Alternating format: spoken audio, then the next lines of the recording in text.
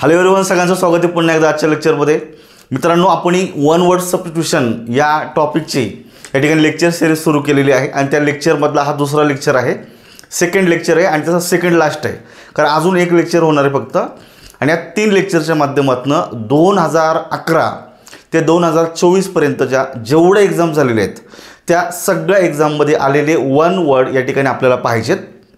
ही संख्या 350 पेक्षा जास्त आहेत आणि ह्या शब्दांच्या माध्यमातून तुमचा हा जो टॉपिक आहे हा जवळपास 50% कंप्लीट होणार आहे. त्यामुळे हे लेक्चर काहीसे खास आहेत, प्रत्येक एक्झामसाठी हे उपयोगी पडतात. UPSC असेल, MPSC असेल, तुमचे BMC क्लर्कची एक्झाम असेल, गट ब आहे, गट क आहे, डिपार्टमेंटल कुठलीही एक्झाम असू द्या, हे शब्द हमखास तुमच्या पेपरमध्ये विचारले जातात. त्यामुळे सगळ्यांनी न चुकता शेवटपर्यंत हा लेक्चर पाहायचा. सध्या यूट्यूबला आपण जी लेक्चर सिरीज सुरू करतोय ही मित्रांनो परीक्षाभिमुख आहे. त्यामुळे जो कोणी हा आपला लेक्चर ऐकणार आहे त्याला येणाऱ्या एक्झाममध्ये 100% फायदा होणार आहे. याला वेगळं सांगण्याची गरज पडणार नाही. त्यामुळे अपेक्षा करतो तुम्ही हा लेक्चर शेवटपर्यंत बघाल. आणि एक सगळ्यात इम्पॉर्टंट गोष्ट, अनेक नवीन विद्यार्थी आपल्या यूट्यूब चॅनलला भेट देतात आणि आपले हे लेक्चर पाहत असतात. 100% बघा. पण मित्रांनो, आपल्या चॅनलला सबस्क्राईब करा आणि बेल आयकॉन दाबा, जेणेकरून माझा जो नवीन व्हिडिओ आता जो डेली स्वरूपामध्ये पडणार आहे तर तो व्हिडिओ तुम्हाला सगळ्यात आधी त्याचं नोटिफिकेशन मिळून जाईल. चला आपण लेक्चरला आता या ठिकाणी सुरुवात करूया. तर मित्रांनो, एक छोटीशी अनाउन्समेंट आहे या ठिकाणी का उद्या म्हणजे परवा दिवशी, आज 3 सप्टेंबर आहे, तर 5 सप्टेंबर 2024 लक्षात ठेवायचं. 5 सप्टेंबरला आपल्या MPSC इंग्लिश अकॅडमी या ॲप्लिकेशनमध्ये एक डेडिकेटेड आणि फुल लेंथ बॅच या ठिकाणी मी सुरू करतोय. ते आहे, तुमचे नाव आहे समुद्र मंथन व्होकॅब्युलरी नावाची बॅच या ठिकाणी सुरू करतोय. मित्रांनो, याचं कारण एकच आहे का तुमची कुठलीही परीक्षा घ्या, राज्यसेवेमध्ये 50 प्रश्न येतात, पैकी 20 ते 22 प्रश्न हे व्होकॅब्युलरीचे असतात. आता गट ब आणि गट क सुद्धा 50 प्रश्नांची झालेली आहे. तिच्यामध्ये सुद्धा 20 ते 22 पर्यंतचं प्रश्नाचं वेटेज हे व्होकॅब्युलरीचं आहे. एवढं असताना आपण खूप लिमिटेड टाईम आपण व्होकॅब्युलरीसाठी देतो का, जे चुकीचं आहे. आणि याच्यामुळे आपला स्कोर कमी येतो. आणि या सगळ्या गोष्टी लक्षात ठेवून एक फुल लेंथ, जसं तुम्ही ग्रामरला 1.5 ते 2 महिन्याचा वेळ देता, तसं आता एकदाच काय असेल ते होऊन जाऊ द्या. एकदाच आपल्याला व्होकॅब्युलरीसाठी 1.5 ते 2 महिन्याचा वेळ द्यायचा आहे. आणि ही जी व्होकॅब्युलरी आहे ही फुल अँड फायनल करायची, जेणेकरून तुमची एक्झाम कुठलीही असू द्या, UPSC पासून अगदी सरळ सेवेपर्यंत कोणतीही एक्झाम असू द्या मित्रांनो, ही व्होकॅब्युलरी जी मी घेणार आहे ती तुम्हाला 100% ॲप्लिकेबल होणार आहे. आणि तिच्यामध्ये आवश्यक ते सगळे टॉपिक या ठिकाणी शिकवले जाणार आहे. आणि खूप पद्धतशीरपणे आपल्याला पिक्चरच्या माध्यमातलं, बेसिकच्या माध्यमातून शिकवलं जाईल. त्यामुळे तुम्हाला अगदी समजायला ते सोपं बनेल. चला, तर निश्चित तुम्ही MPSC अकॅडमी जे आहे आपले ॲप्लिकेशन ते डाउनलोड करा. त्या ठिकाणी 5 सप्टेंबरला ही लेक्चरची सुरुवात होईल. डेली स्वरूपामध्ये तुम्हाला 2 लेक्चर अपलोड करून दिले जातील, ते तुम्हाला डेली स्वरूपामध्ये पाहायचं आहे.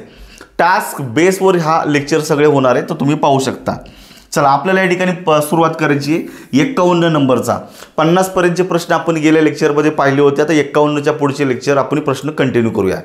खूप रिपीट झालेला कंटेंट आहे.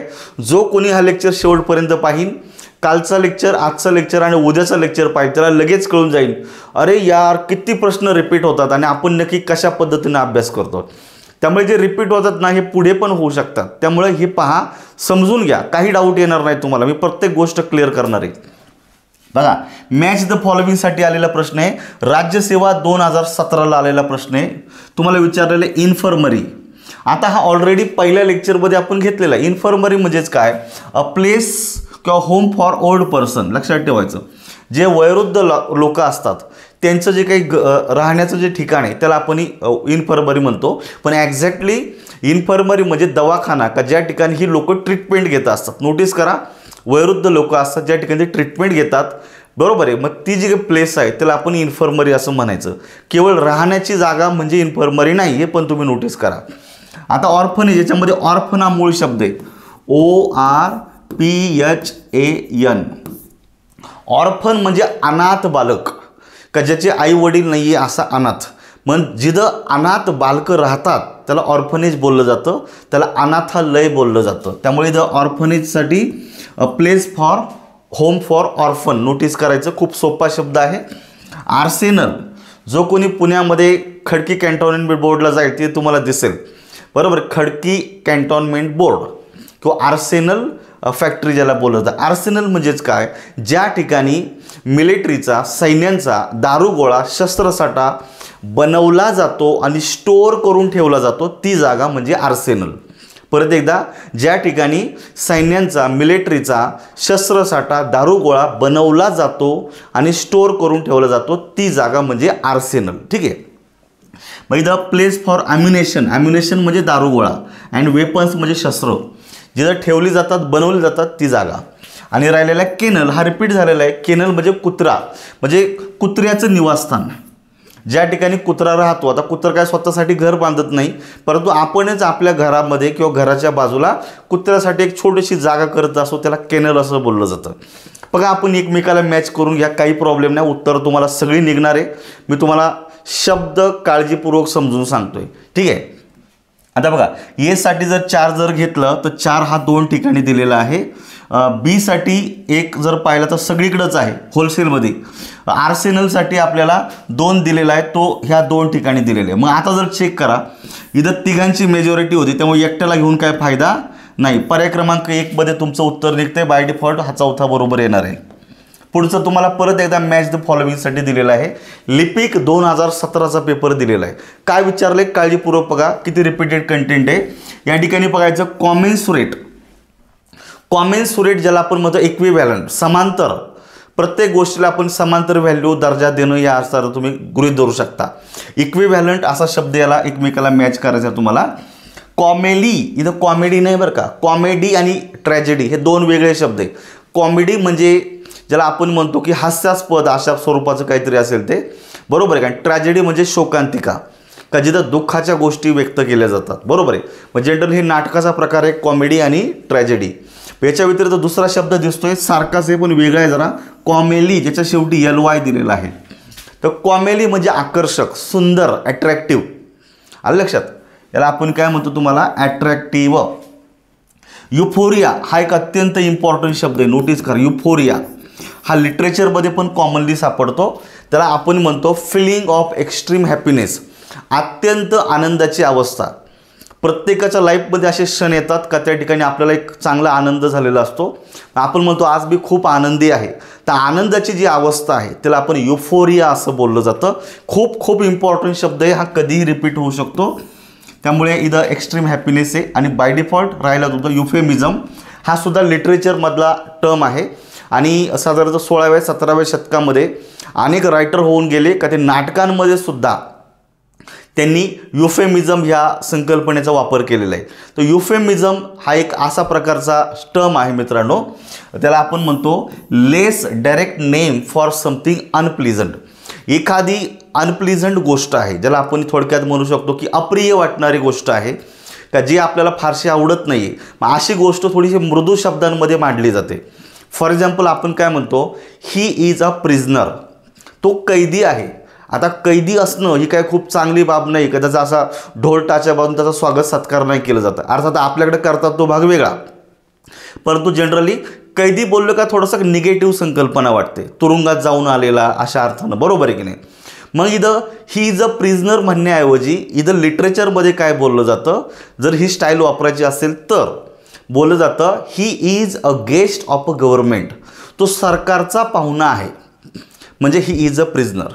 एखाद्या व्यक्तीचा डेथ झाला, एखाद्या व्यक्तीचा मृत्यू झाला तर आपण म्हणतो ही इज डेड नाऊ. असं म्हणण्याऐवजी आपण असं म्हणू शकतो ही kick the bucket. Kick the bucket म्हणजे एखादी अप्रिय वाटणारी गोष्ट थोडीशी मृदू शब्दांमध्ये मांडणं, याला युफेमिझम असं बोललं जातं. हे लिटररी टर्म आहे मित्रांनो, लक्षात ठेवायचं. मी पण कॉलेजमध्ये शिकवत असताना ह्या टर्मला मी शिकवलेलं आहे, लिटरेचर समजून घ्या.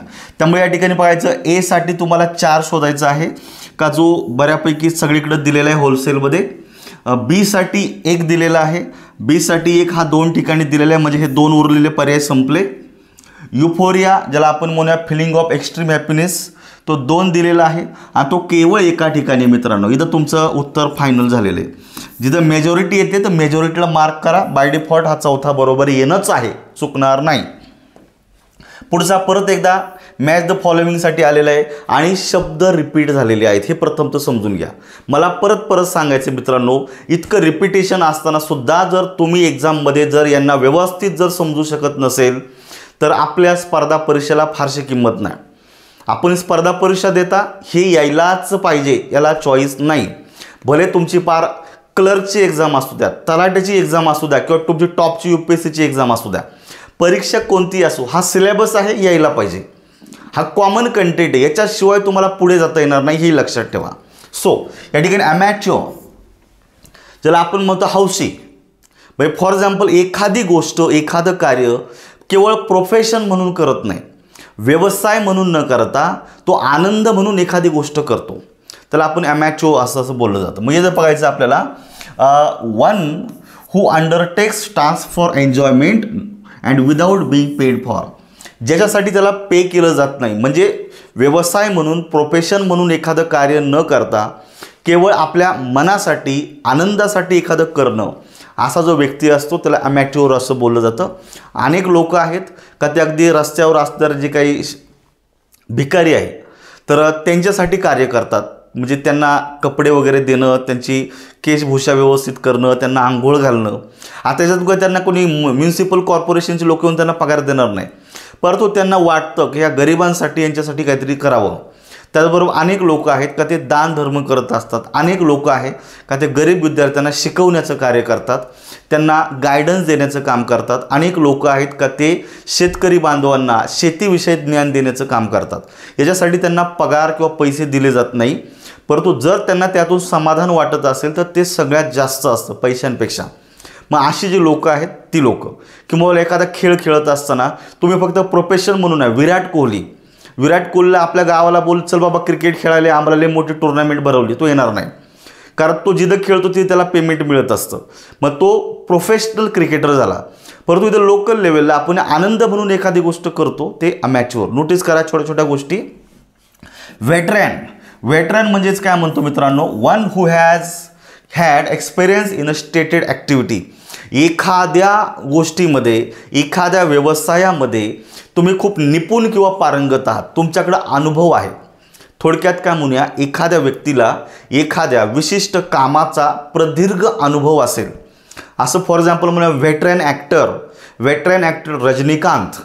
रजनीकांतला ॲक्टिंग करिअरमध्ये खूप अनुभव आहे, तो खूप प्रसिद्ध व्यक्ती आहे, त्याला व्हेटरन ॲक्टर असं म्हणायचं. व्हेटरन डॉक्टर का तो डॉक्टरनी जवळपास मेडिकल फील्डमध्ये जवळपास 30-40 वर्ष प्रॅक्टिस केलेली आहे, तो व्हेटरन डॉक्टर झाला. व्हेटरन ॲडव्होकेट का तो वकिली ह्या व्यवसायामध्ये अनेक वर्षांपासून आहे, त्याला व्हेटरन ॲडव्होकेट असं म्हणायचं. म्हणजे विशिष्ट विषयामधला अनुभवी व्यक्ती, एक्सपर्ट व्यक्ती म्हणजे व्हेटरन. अलग लक्षात. छोट्या छोट्या गोष्टी आहेत. पेनेशिया रिपीट झालेला आहे, ज्याला आपण म्हणूया something that will put right all the troubles. मित्रांनो तुम्हाला बॉक्समध्ये मी दिलेलं आहे. एखादा म्हणजे की मी पाहून सगळं सांगतो का, तसं काही नाही, सगळं माझं तोंडपाठ आहे. 14 वर्ष झाले आम्ही तेच करतोय, तसं काय प्रॉब्लेम नाही. हे सगळं दिलं याचा उद्देश एकच आहे, व्हिडिओ पॉज करा आणि या बॉक्समध्ये जे दिलं आहे ते लिहून या. आणि हे सगळं या ठिकाणी लिहायला खूप वेळ जाईल, आपला यूट्यूबचा लेक्चर 2-2 तासाच्या पुढे जाईल. त्यामुळे लिहित बसण्यापेक्षाही मी आधीच लिहून दिलेलं आहे. उद्देश एकच आहे का व्हिडिओ पॉज करून तुम्ही ही सगळी माहिती व्यवस्थित कागदावर लिहून घ्या, जेणेकरून फ्री टाईमामध्ये तुम्ही ती वाचू शकाल. ठीक आहे. दुसरा उद्देश काय नाही. पेनेशिया ज्याला आपण रामबाण औषध म्हणतो. समस्या अनेक आहेत, प्रॉब्लेम अनेक आहेत, परंतु उपाय एकमेव आहे, एकच आहे. म्हणजे एक उपाय सगळ्या समस्यांना भारी पडतो, त्याला आपण रामबाण औषध असं म्हणतो, रामबाण उपाय असं म्हणतो, पेनेशिया. आणि राहिलेला ऑस्ट्रॅसाइज हा एक सोशल टर्म आहे मित्रांनो.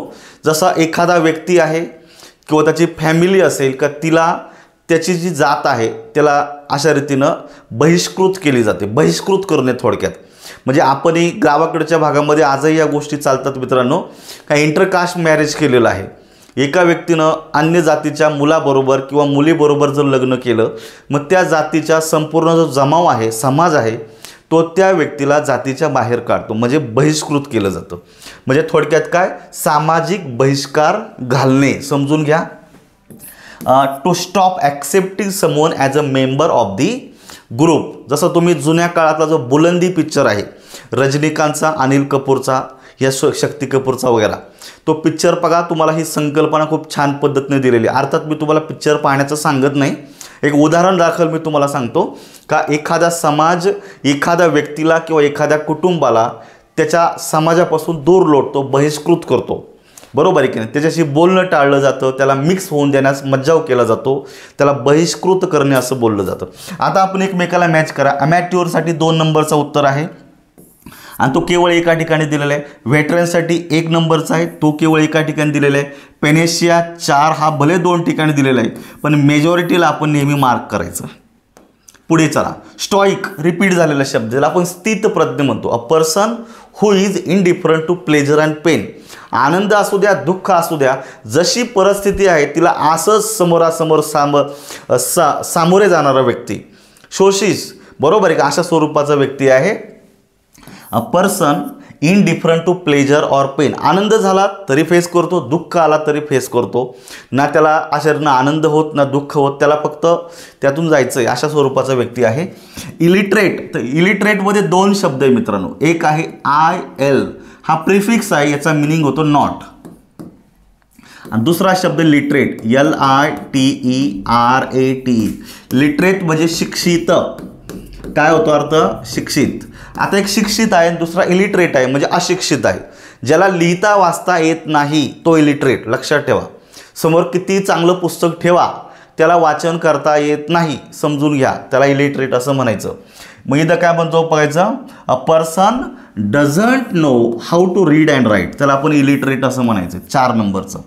आता इथं दिलेलं आहे इलेजिबल. इलिजिबलमध्ये सुद्धा 2 शब्द आहे, पण परत एकदा IL आलेला आहे, तर इथं लिहितो मी IL, हा परत याचा अर्थ होतो नॉट. आणि दुसरा शब्द दिलेला बघायचं legible, LEGIBLE.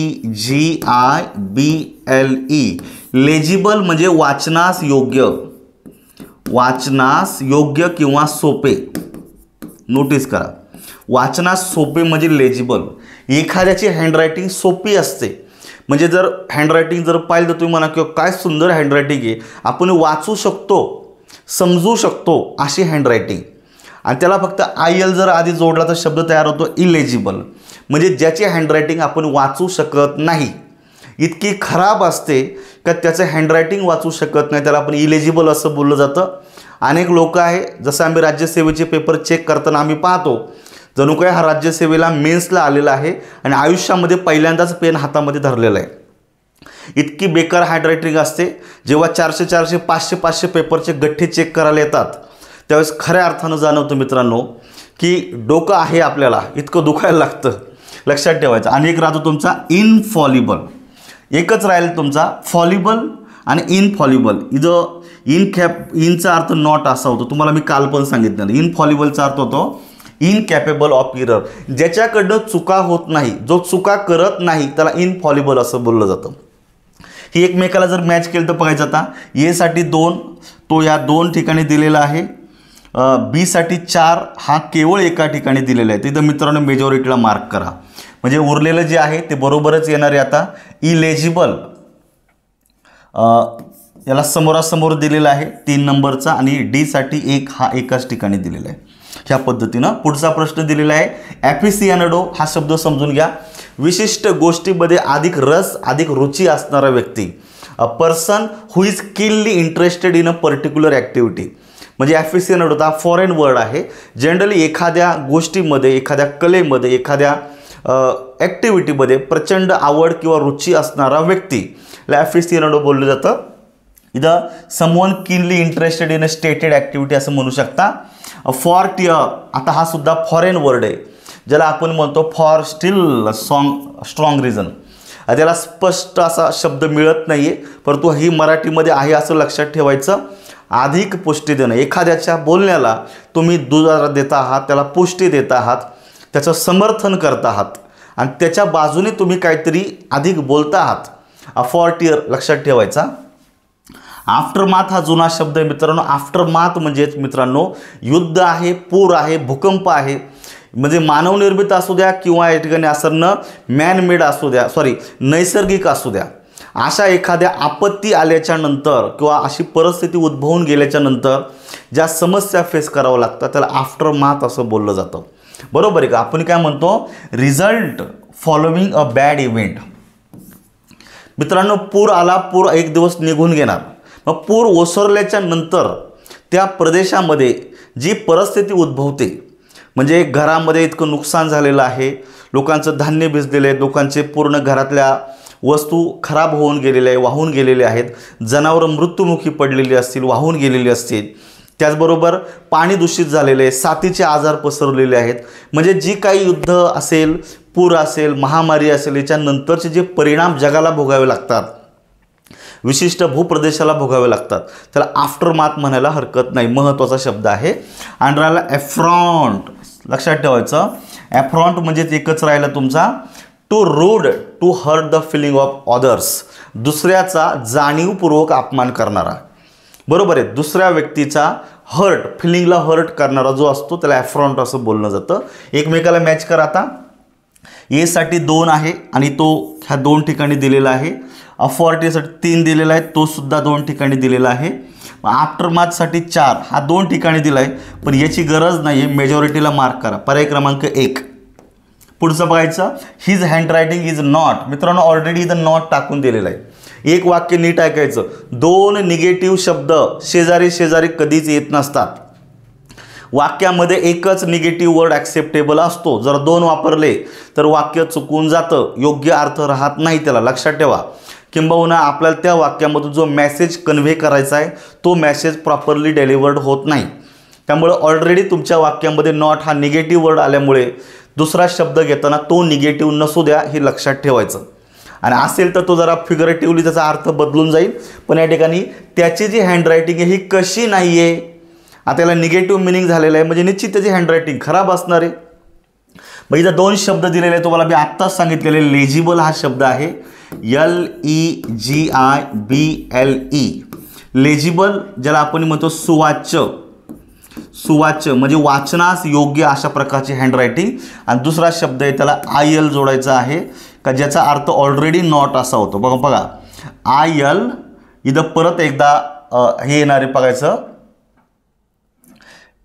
Illegible. IL legible. आता डबल घेण्याची काही गरज नाही, इलेजिबलमध्ये समजून घ्या. तसं या ठिकाणी पण आपल्याला दिलेलं आहे, अगोदर हा शब्द येऊन गेलेला आहे बघायचं, इलेजिबल. याच ठिकाणी डबल आहे, समजून घ्या थोडासा. IL हा नॉट असा अर्थ होतो आणि लेजिबल म्हणजे सुवाच्य. म्हणजे सुवाच्य नाही, जे वाचनास योग्य नाही अशा स्वरूपाचं. मग आता नोटीस करा, हा ILचा अर्थ नॉट होतो आणि ऑलरेडी नॉट दिलेला आहे. त्यामुळे हा नॉट परत घेण्याची गरज नाही, फक्त लेजिबल जोडून द्या, लेजिबल. त्यामुळे his handwriting is not legible. एक तर नॉट लेजिबल घ्या किंवा ILLEGIBLE घ्या. म्हणजे 2 संकल्पना. His handwriting is not legible म्हणजेच हिज हँडरायटिंग इज इलेजिबल, समजून घ्या. त्यामुळे 2 निगेटिव्ह वर्ड शेजारी शेजारी प्लेस नका करू, अर्थ बदलून जातो. म्हणजे उत्तर काय निघतं तुमचं, पर्याय क्रमांक 1. आता दुसरा संकल्पना दिलेली आहे, एलिजिबल. एलिजिबल म्हणजे पात्र, एखादी गोष्ट करण्यास तुम्ही पात्र आहात. जसं तुम्ही MPSCचा फॉर्म भरायचा आहे and you are eligible for this post. तुम्ही परीक्षेचा फॉर्म भरण्यात किंवा परीक्षेमध्ये उत्तीर्ण होण्यास तुम्ही पात्र आहात. जसं तुम्ही FYला ॲडमिशन घेतल्याच्यानंतर विद्यापीठामध्ये आपल्याला प्रथम तर एलिजिबिलिटी फॉर्म भरावा लागतो. It means you have already cleared 12th standard and now you are eligible for the 13th one. लक्षात ठेवायचं, एलिजिबल म्हणजे पात्र असणे. पुढे दिलेला शब्द बघायचा, इन एलिजिबल. इन तुम्हाला मी आत्ता सांगितलेलं आहे, इनचा अर्थ नॉट असा होतो, म्हणजे इन एलिजिबल म्हणजे अपात्र. बरोबर, बरेच उमेदवार निवडणुकीसाठी अपात्र ठरतात इन एलिजिबल ह्या पद्धतीसाठी. आणि इलिगल तर सगळ्यांनाच माहिती, बेकायदेशीर, जे कायद्यानं व्हॅलिड नाही असं इनव्हॅलिड, इलिगल. पुढचं घ्यायचं. आता इथं तुम्हाला 4 शब्द दिलेले आहेत. मॅचिंग पेअरसाठी हा टॉपिक जास्त विचारला होता, साधारणतः 17-18च्या आसपासच्या काळामध्ये. इन्व्हेस्टिट्यूर. इन्व्हेस्टिट्यूर म्हणजेच मित्रांनो या ठिकाणी बघायचं, सेरेमनी टू गिव्ह पॉवर. एखाद्या व्यक्तीला औपचारिकरित्या पदावर आपण काय करतो आहे, बढती देतो, पदावर बसवतो. याला इन्व्हेस्टिट्यूर असं बोललं जातं. म्हणजे एखादा व्यक्ती प्रदीर्घ काळ त्याने सेवा केलेली आहे समाजाची आणि सेवा केल्याच्या नंतर त्याला पदावर त्याची बढती दिली जाते, त्याला एका विशिष्ट पदावर त्याला बसवलं जातं, त्याला इन्व्हेस्टिट्यूर असं बोललं जातं. नोटीस करा, एखाद्याला पदामध्ये बढती देणं किंवा एखाद्या व्यक्तीला औपचारिकरित्या पदावर बसवणे म्हणजे इन्व्हेस्टिट्यूर. ठीक आहे. आता असाच एक शब्द आपण अगोदर एकदा पाहिला होता, त्याला आपण ॲब्डिकेट असं म्हणतो. ॲब्डिकेट म्हणजे सत्ता किंवा पदाचा त्याग करणे. हा थोडासा अपोजिट टाईप वाटणारा शब्द आहे. ॲब्डिकेट म्हणजे सत्ता किंवा पदाचा त्याग करणे. म्हणजे थोडक्यात तिथं ए साठी 4 उत्तर झालेले. एनव्हिडियस हा दुसरा शब्द आहे. एनव्हिडियस ज्याला आपण म्हणू शकतो tending to cause ill will, मत्सर दर्शवणारा, हेवा दर्शवणारा एखादा व्यक्ती असेल त्याचं खूप चांगलं होतं. जनरली शेजाराच्या बाबतीत प्रत्येकाच्या मनात अशीच भावना असते, बरोबर आहे. आपल्या शेजाराची खूप प्रगती व्हायला लागलेली आहे, मग इकडं आपल्याला जळजळ व्हायला लागलेली आहे, त्याच्याविषयी मत्सर वाटतं, मग आपल्याला टोमणे मारायला सुरुवात करतो, बरोबर आहे का. तुम्हाला तर सगळं माहिती आहे शेजाराच्या बाबतीत कसं वागतात ते, बरोबर आहे का. इनव्हिन्सिबल म्हणजे असं नाही वागायला पाहिजे, परंतु लोक वागतात. इनव्हिन्सिबल ज्याला आपण अजिंक्य म्हणतो, ज्याला कोणी कधीही पराभूत करू शकत नाही, त्याला इनव्हिन्सिबल असं बोललं जातं.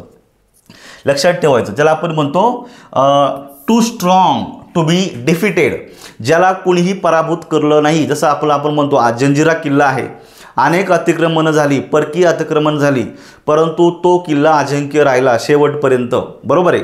त्याला इनव्हिन्सिबल असं बोललं जातं. आणि अजून एक शब्द तुमचा इनव्हायलेबल. व्हायलेबल आणि inviolable. Inviolable it means to highly respected to be attacked, आदरणीय, अभंगत्वर. जे एखादा व्यक्ती आहे त्याला कुणीही निगेटिव्ह बोलत नाही. जसं आपल्याकडं डॉक्टर APJ अब्दुल कलाम आहेत का, ते एक असे व्यक्ती होते, इतके महान व्यक्ती होते मित्रांनो, की मला वाटत नाही त्यांच्याविषयी कुणी निगेटिव्ह बोलेल, कारण ते तशा प्रकारे कधीही वाईट त्यांनी काम केलेलं नाही आहे, बरोबर आहे का. त्यांनी नेहमी समाजाचा विचार केला, नॉलेजचा विचार केला, सगळ्यांचा विचार केला आणि त्यांनी कार्य केलेले आहे. त्यामुळे उगं त्यांना कुणीही नाव ठेवणार नाही. त्यामुळे त्या व्यक्तीला आपण म्हणू शकतो inviolable personality, to highly respected to be attacked. लक्षात ठेवायचं. छोट्या छोट्या गोष्टी याच्यामध्ये येतात. आता उत्तर तुम्ही पाहत चला. पुढं परत एकदा 4 शब्द दिलेले तुम्हाला. PSI 2017चा पेपर आहे, जूनमध्ये झालेली एक्झाम ही. तर populist, a person who support popular sentiment and fair, बरोबर आहे का. मोठा जमाव जमलेला आहे, मराठा आरक्षणासाठी असेल किंवा मग वेगवेगळ्या तुमच्या डिमांड चाललेल्या ST महामंडळाची लोक आहेत आपले, ते लोक त्यांच्या मागण्यांसाठी रस्त्यावर उतरलेले आहेत. अनेक लोक आहेत, मुलं आहेत, परीक्षा डिक्लेअर होत नाही, 8-8, 10-10 महिने झालेले आहेत, म्हणून एकदा रस्त्यावर उतरलेले, रिझल्ट वेळेत लावत नाही आहे, किंवा अनेक समस्या घेऊन लोक ज्यावेळेस रस्त्यावर येतात, विशिष्ट उद्देश असतो, त्यांच्या भावना ह्या प्रचंड वाढलेल्या असतात. आणि अशा भावनांना लोकांमध्ये येऊन उद्दीपित करणारा जो पुढारी असतो, बरोबर आहे का. आपण बऱ्याच वेळा पाहता जिथं 500-1000 लोक जमतात तिथं नेता 100% येणार म्हणजे येणार, कारण त्याला माहिती आहे 1000 लोक पैसे देऊन पण आपल्याला एकत्रित गोळा करता येणार नाही. हा आयता माल भेटलेला आहे, एकदम 1000 लोक भेटलेले. मग आता 1000 लोकांमध्ये गेल्याच्या नंतर तो नेता कधी त्यांच्या अपोजिट बोलणार नाही, त्याला जगायचं आहे, लक्षात ठेवा. पण ही 1000 लोक यांचं मन जिंकण्यासाठी त्यांच्या बाजूने 4 घोषणा द्यायला काहीच हरकत नाही, बरोबर आहे की नाही. मग ही लोक अशी करतात. त्यामुळे सर्वसामान्य लोकांच्या भावना, ज्याला आपण काय करतो जनरली पाठिंबा देणारी व्यक्ती, मनामध्ये पाठिंबा जनरली नसतो, हे राजकारणी सगळे सारखेच असतात जवळपास, बरोबर आहे की नाही. मनामध्ये भलेही पाठिंबा नसेल, परंतु त्या लोकांमध्ये जाऊन त्यांना सपोर्ट करणारी व्यक्ती. नोटीस करा छोट्या छोट्या गोष्टी. स्नूप नावाचा दुसरा शब्द आहे, दुसऱ्यांच्या खाजगी गोष्टींमध्ये जाणीवपूर्वक लक्ष घालणारा व्यक्ती. आपण काय म्हणतो, this is my private affair, this is none of your business. मराठीत म्हणतो तू कशाला माझ्या खाजगी गोष्टींमध्ये नाक खुपसतो. म्हणजे एखाद्या व्यक्तीच्या खाजगी आयुष्यामध्ये विनाकारण डोकावणे. खाजगी आयुष्यात डोकावणे म्हणजे डोळ्यातून पाहणे नाही, पण एक जनरली आपण म्हणतो की तो काय करतो, त्याचं दिवसाचं शेड्यूल काय आहे, त्याचं कुणाबरोबर काय चाललेलं असेल, तो कुणाबरोबर बोलतो, काय करतो, बरोबर आहे. त्यामुळे दुसरा व्यक्ती प्रायव्हेट त्याचं लाईफ आहे, त्यामुळे तो काय करतो त्याच्याविषयी जाणीवपूर्वक ह्या सगळ्या गोष्टी करण्याची आपल्याला गरज नाही. परंतु अनेक लोक आहेत दुसऱ्याच्या खाजगी आयुष्यामध्ये डोकावतात, त्यांना स्नूप असं बोललं जातं. त्यामुळे अ पर्सन आपण म्हणूया who pry into other people's affairs. Notice करायचं. Spy.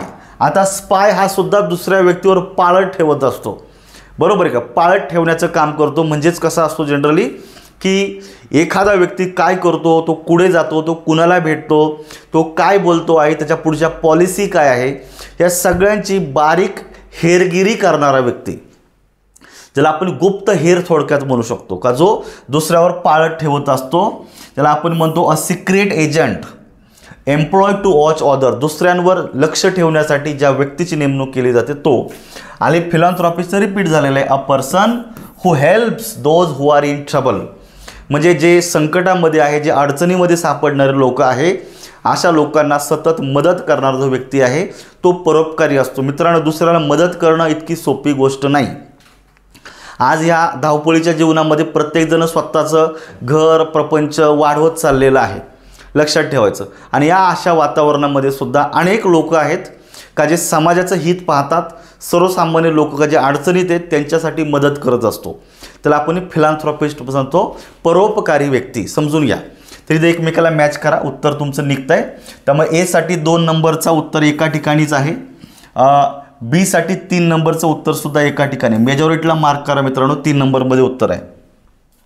Which one of the following explain. बघा, one who is a great lover of books. इथं पुस्तकाचा संदर्भ आलेला आहे. बिब्लिओ म्हणजे पुस्तक मित्रांनो. बिब्लिओफाईल हे लक्षात ठेवायचं. अ ग्रेट लवर ऑफ बुक्स म्हणजे बिब्लिओफाईल. आणि बिब्लिओक्लेप्ट KLEPT याला जर फक्त जोडलेला KLEPT, क्लेप्ट म्हणजे चोरी. नोटीस करायचं. बिब्लिओक्लेप्ट म्हणजे मित्रांनो ग्रंथ चोर. ग्रंथांची पुस्तकांची चोरी करणारा ग्रंथ चोर. आणि ग्रंथांवर प्रेम असणारा, ग्रंथाची आवड असणारी, पुस्तकांची आवड असणारा बिब्लिओफाईल. पुढे दिलेलं आहे बायगॉट. तर बायगॉट म्हणजे कट्टर व्यक्ती, हटवादी, का जो विशिष्ट प्रिन्सिपल, विशिष्ट विचारधारा अगदी कट्टरतेनं तो फॉलो करतो, त्याला दुसऱ्या गोष्टी सहनही होत नाहीत, असा कट्टरवादी. ब्लॉन्ड. आता ब्लॉन्ड हा जो शब्द आहे हा आपण मोस्टली लेडीजच्या संदर्भात म्हणजे स्त्रियांच्या संदर्भात वापरतो, परंतु हा पुरुषांच्या संदर्भात देखील वापरला जातो, हे समजून घ्या. ब्लॉन्ड म्हणजे फिक्कट तपकिरी केस, निळे घारे डोळे असणारा एखादा पुरुष किंवा स्त्री. एखादी स्त्री असतं जनरली असे तांबट केस असतात, मस्त घारे डोळे असतात. अर्थात घारे डोळे खूप कमी लोकांचे असतात, परंतु घारे डोळे का दिसायला खूप आकर्षक अशा स्वरूपाची स्त्री असते, तिला ब्लॉन्ड बोललं जातं. तसाच एखादा पुरुषसुद्धा असू शकतो, त्यालाही ब्लॉन्ड असं बोललं जाईल, हे समजून घ्या. आता राहिलेलं बुकी हा कॉमन वर्ड आहे, त्याचा काही संबंध नाही. पुढे वन वर्डसाठी 4 शब्द आलेले. आता त्यांनी शब्द इकडे टाकलेले आणि सगळे रिपीट झालेले बघायचं. स्टॉईक, ज्याला आपण स्थितप्रज्ञ म्हणतो. A person who is indifferent to pleasure आणि पेन. हे आता तुम्ही समजून घ्यायचं. A person indifferent to pleasure and pain म्हणजे बी साठी 1 उत्तरामध्ये येत आहे. त्याच्यानंतर तुमचं दिलेलं आहे पेसिमिस्ट. पेसिमिस्ट म्हणजे निराशावादी.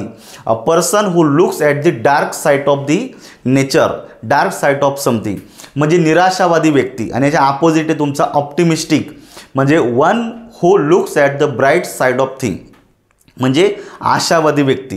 हे दोन्ही शब्द समजून घ्यायचं. पुढे दिलेलं आहे तुमचं सायनिक, लक्षात ठेवायचं. सायनिक ज्याला आपण म्हणतो वन हू इज ऑलवेज डाऊटिंग. सायनिक म्हणजेच काय, वन हू इज ऑलवेज डाऊटिंग. आता या ठिकाणी सायनिक लक्षात ठेवायचं. वन हू ऑलवेज डाऊटिंग ज्याला आपण सायनिक म्हणतो, ज्याला दुसऱ्यामधले केवळ दोषच दिसतात अशा स्वरूपाचा एखादा व्यक्ती.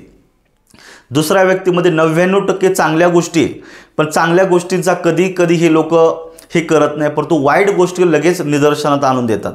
दुसऱ्यामधला दोष दिसणारा अशा स्वरूपाचे व्यक्ती या ठिकाणी आहेत, लक्षात ठेवायचं. आणि एक राहिला तुमचा स्केप्टिक. स्केप्टिक लक्षात ठेवायचा की one who is disinclined to believe in goodness, लक्षात ठेवायचं.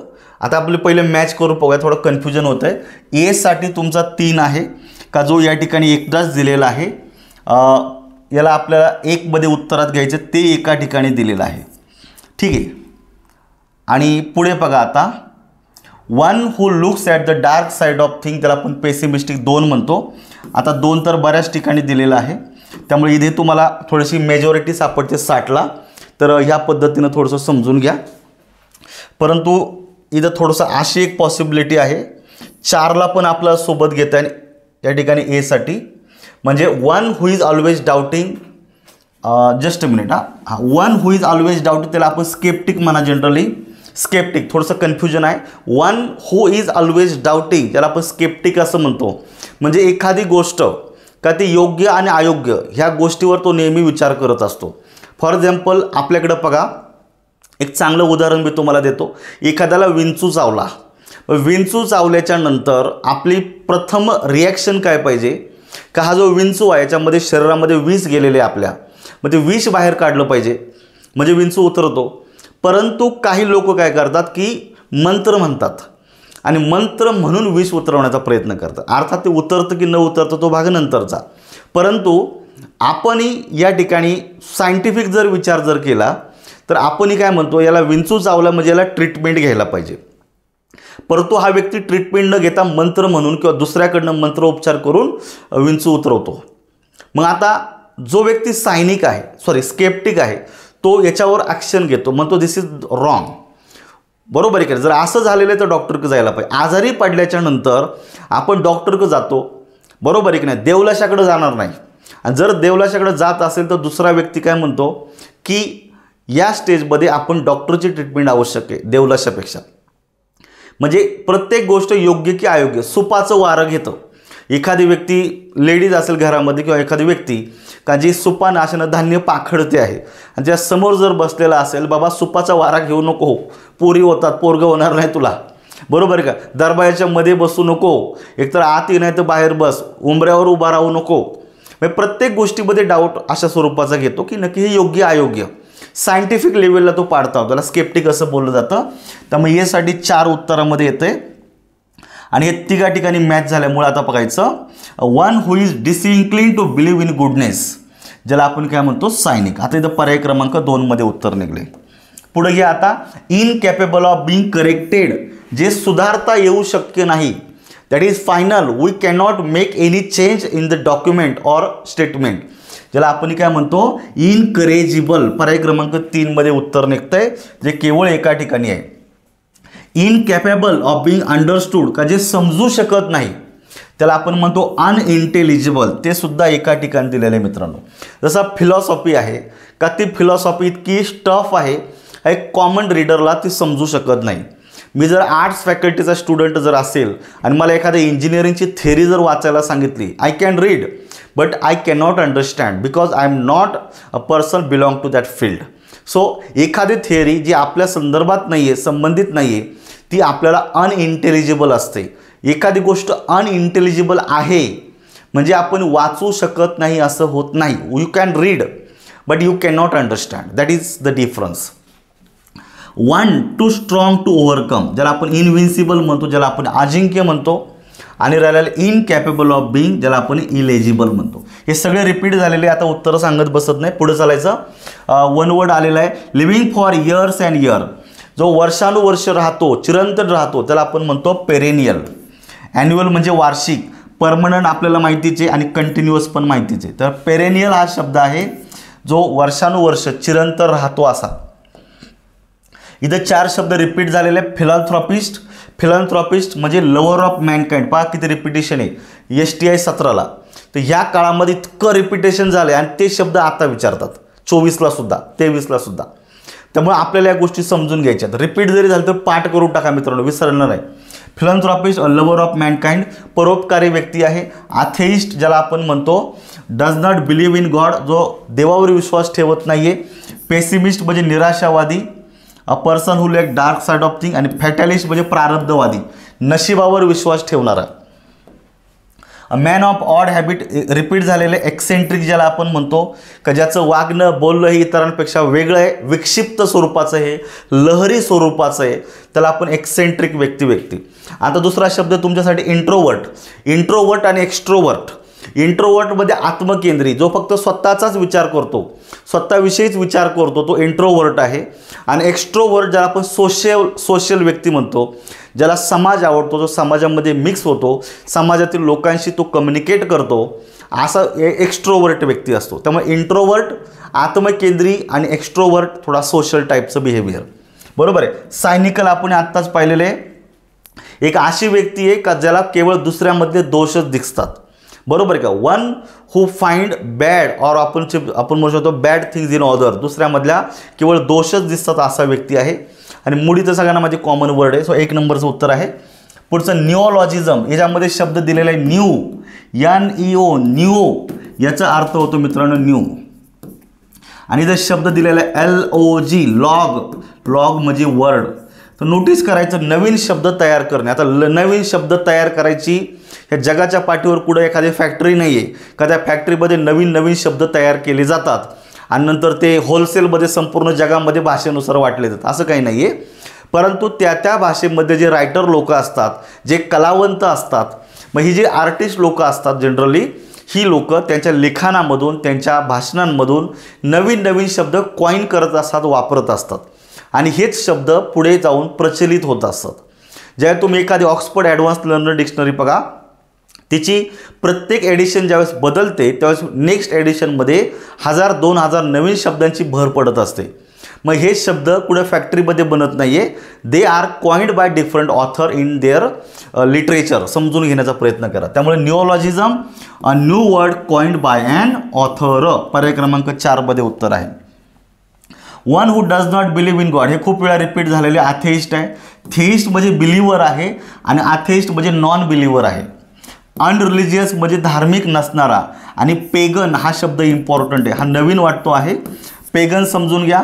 पेगन ज्याला आपण म्हणतो कोणत्याही एका धर्मावर विश्वास न ठेवणारा व्यक्ती. कोणत्याही एका धर्माला, फॉर एक्झाम्पल मी जर हिंदू आहे, मी मराठा आहे, तर मी माझ्या मराठा धर्मावर विश्वास ठेवणारा व्यक्ती, मी माझ्या हिंदू धर्मावर विश्वास ठेवणारा व्यक्ती, बरोबर आहे की नाही. पण एक असा व्यक्ती कुठला जात धर्मावर तो विश्वास ठेवत नाही, असा स्वरूपाचा व्यक्ती म्हणजे पेगन. नोटीस करा या ठिकाणी उत्तर तुमचं या ठिकाणी 2 आलेलं आहे, परंतु हा शब्द इम्पॉर्टंट आहे. पुढचा दिलेला आहे the act of schooling and learning. हे खूप सोपं आहे, अकॅडमिक ज्याला आपण म्हणतो. In ancient England there was a government by king or queen. हे खूप वेळा रिपीट झालेलं आहे. किंग क्यू ज्याला आपण राजसत्ता म्हणतो, राजा किंवा राणी द्वारे चालवलं जाणारी सत्ता, सरकार, ज्याला आपण काय म्हणतो मित्रांनो मोनार्की असं म्हणतो. मग बाकीचे शब्द समजून घ्या. अनार्की ज्याला आपण म्हणतो अराजकता, जिथे समाजामध्ये लॉ अँड ऑर्डर नाही आहे, जसं आता सध्या बांगलादेशमध्ये झालेलं आहे का, कुणी उठतं दगड मारतं, संपूर्ण समाज डिस्टर्ब करून टाकलेला आहे, बरोबर आहे की नाही. जेव्हा तुम्ही कट्टर एखाद्या धर्माला समर्थक करता त्यावेळेस देशाचा ऱ्हास होतो ह्या स्वरूपामध्ये. म्हणजे इथं तुम्हाला थोडक्यात काय म्हणायचं, तुम्हाला अनार्की म्हणजे अराजकता.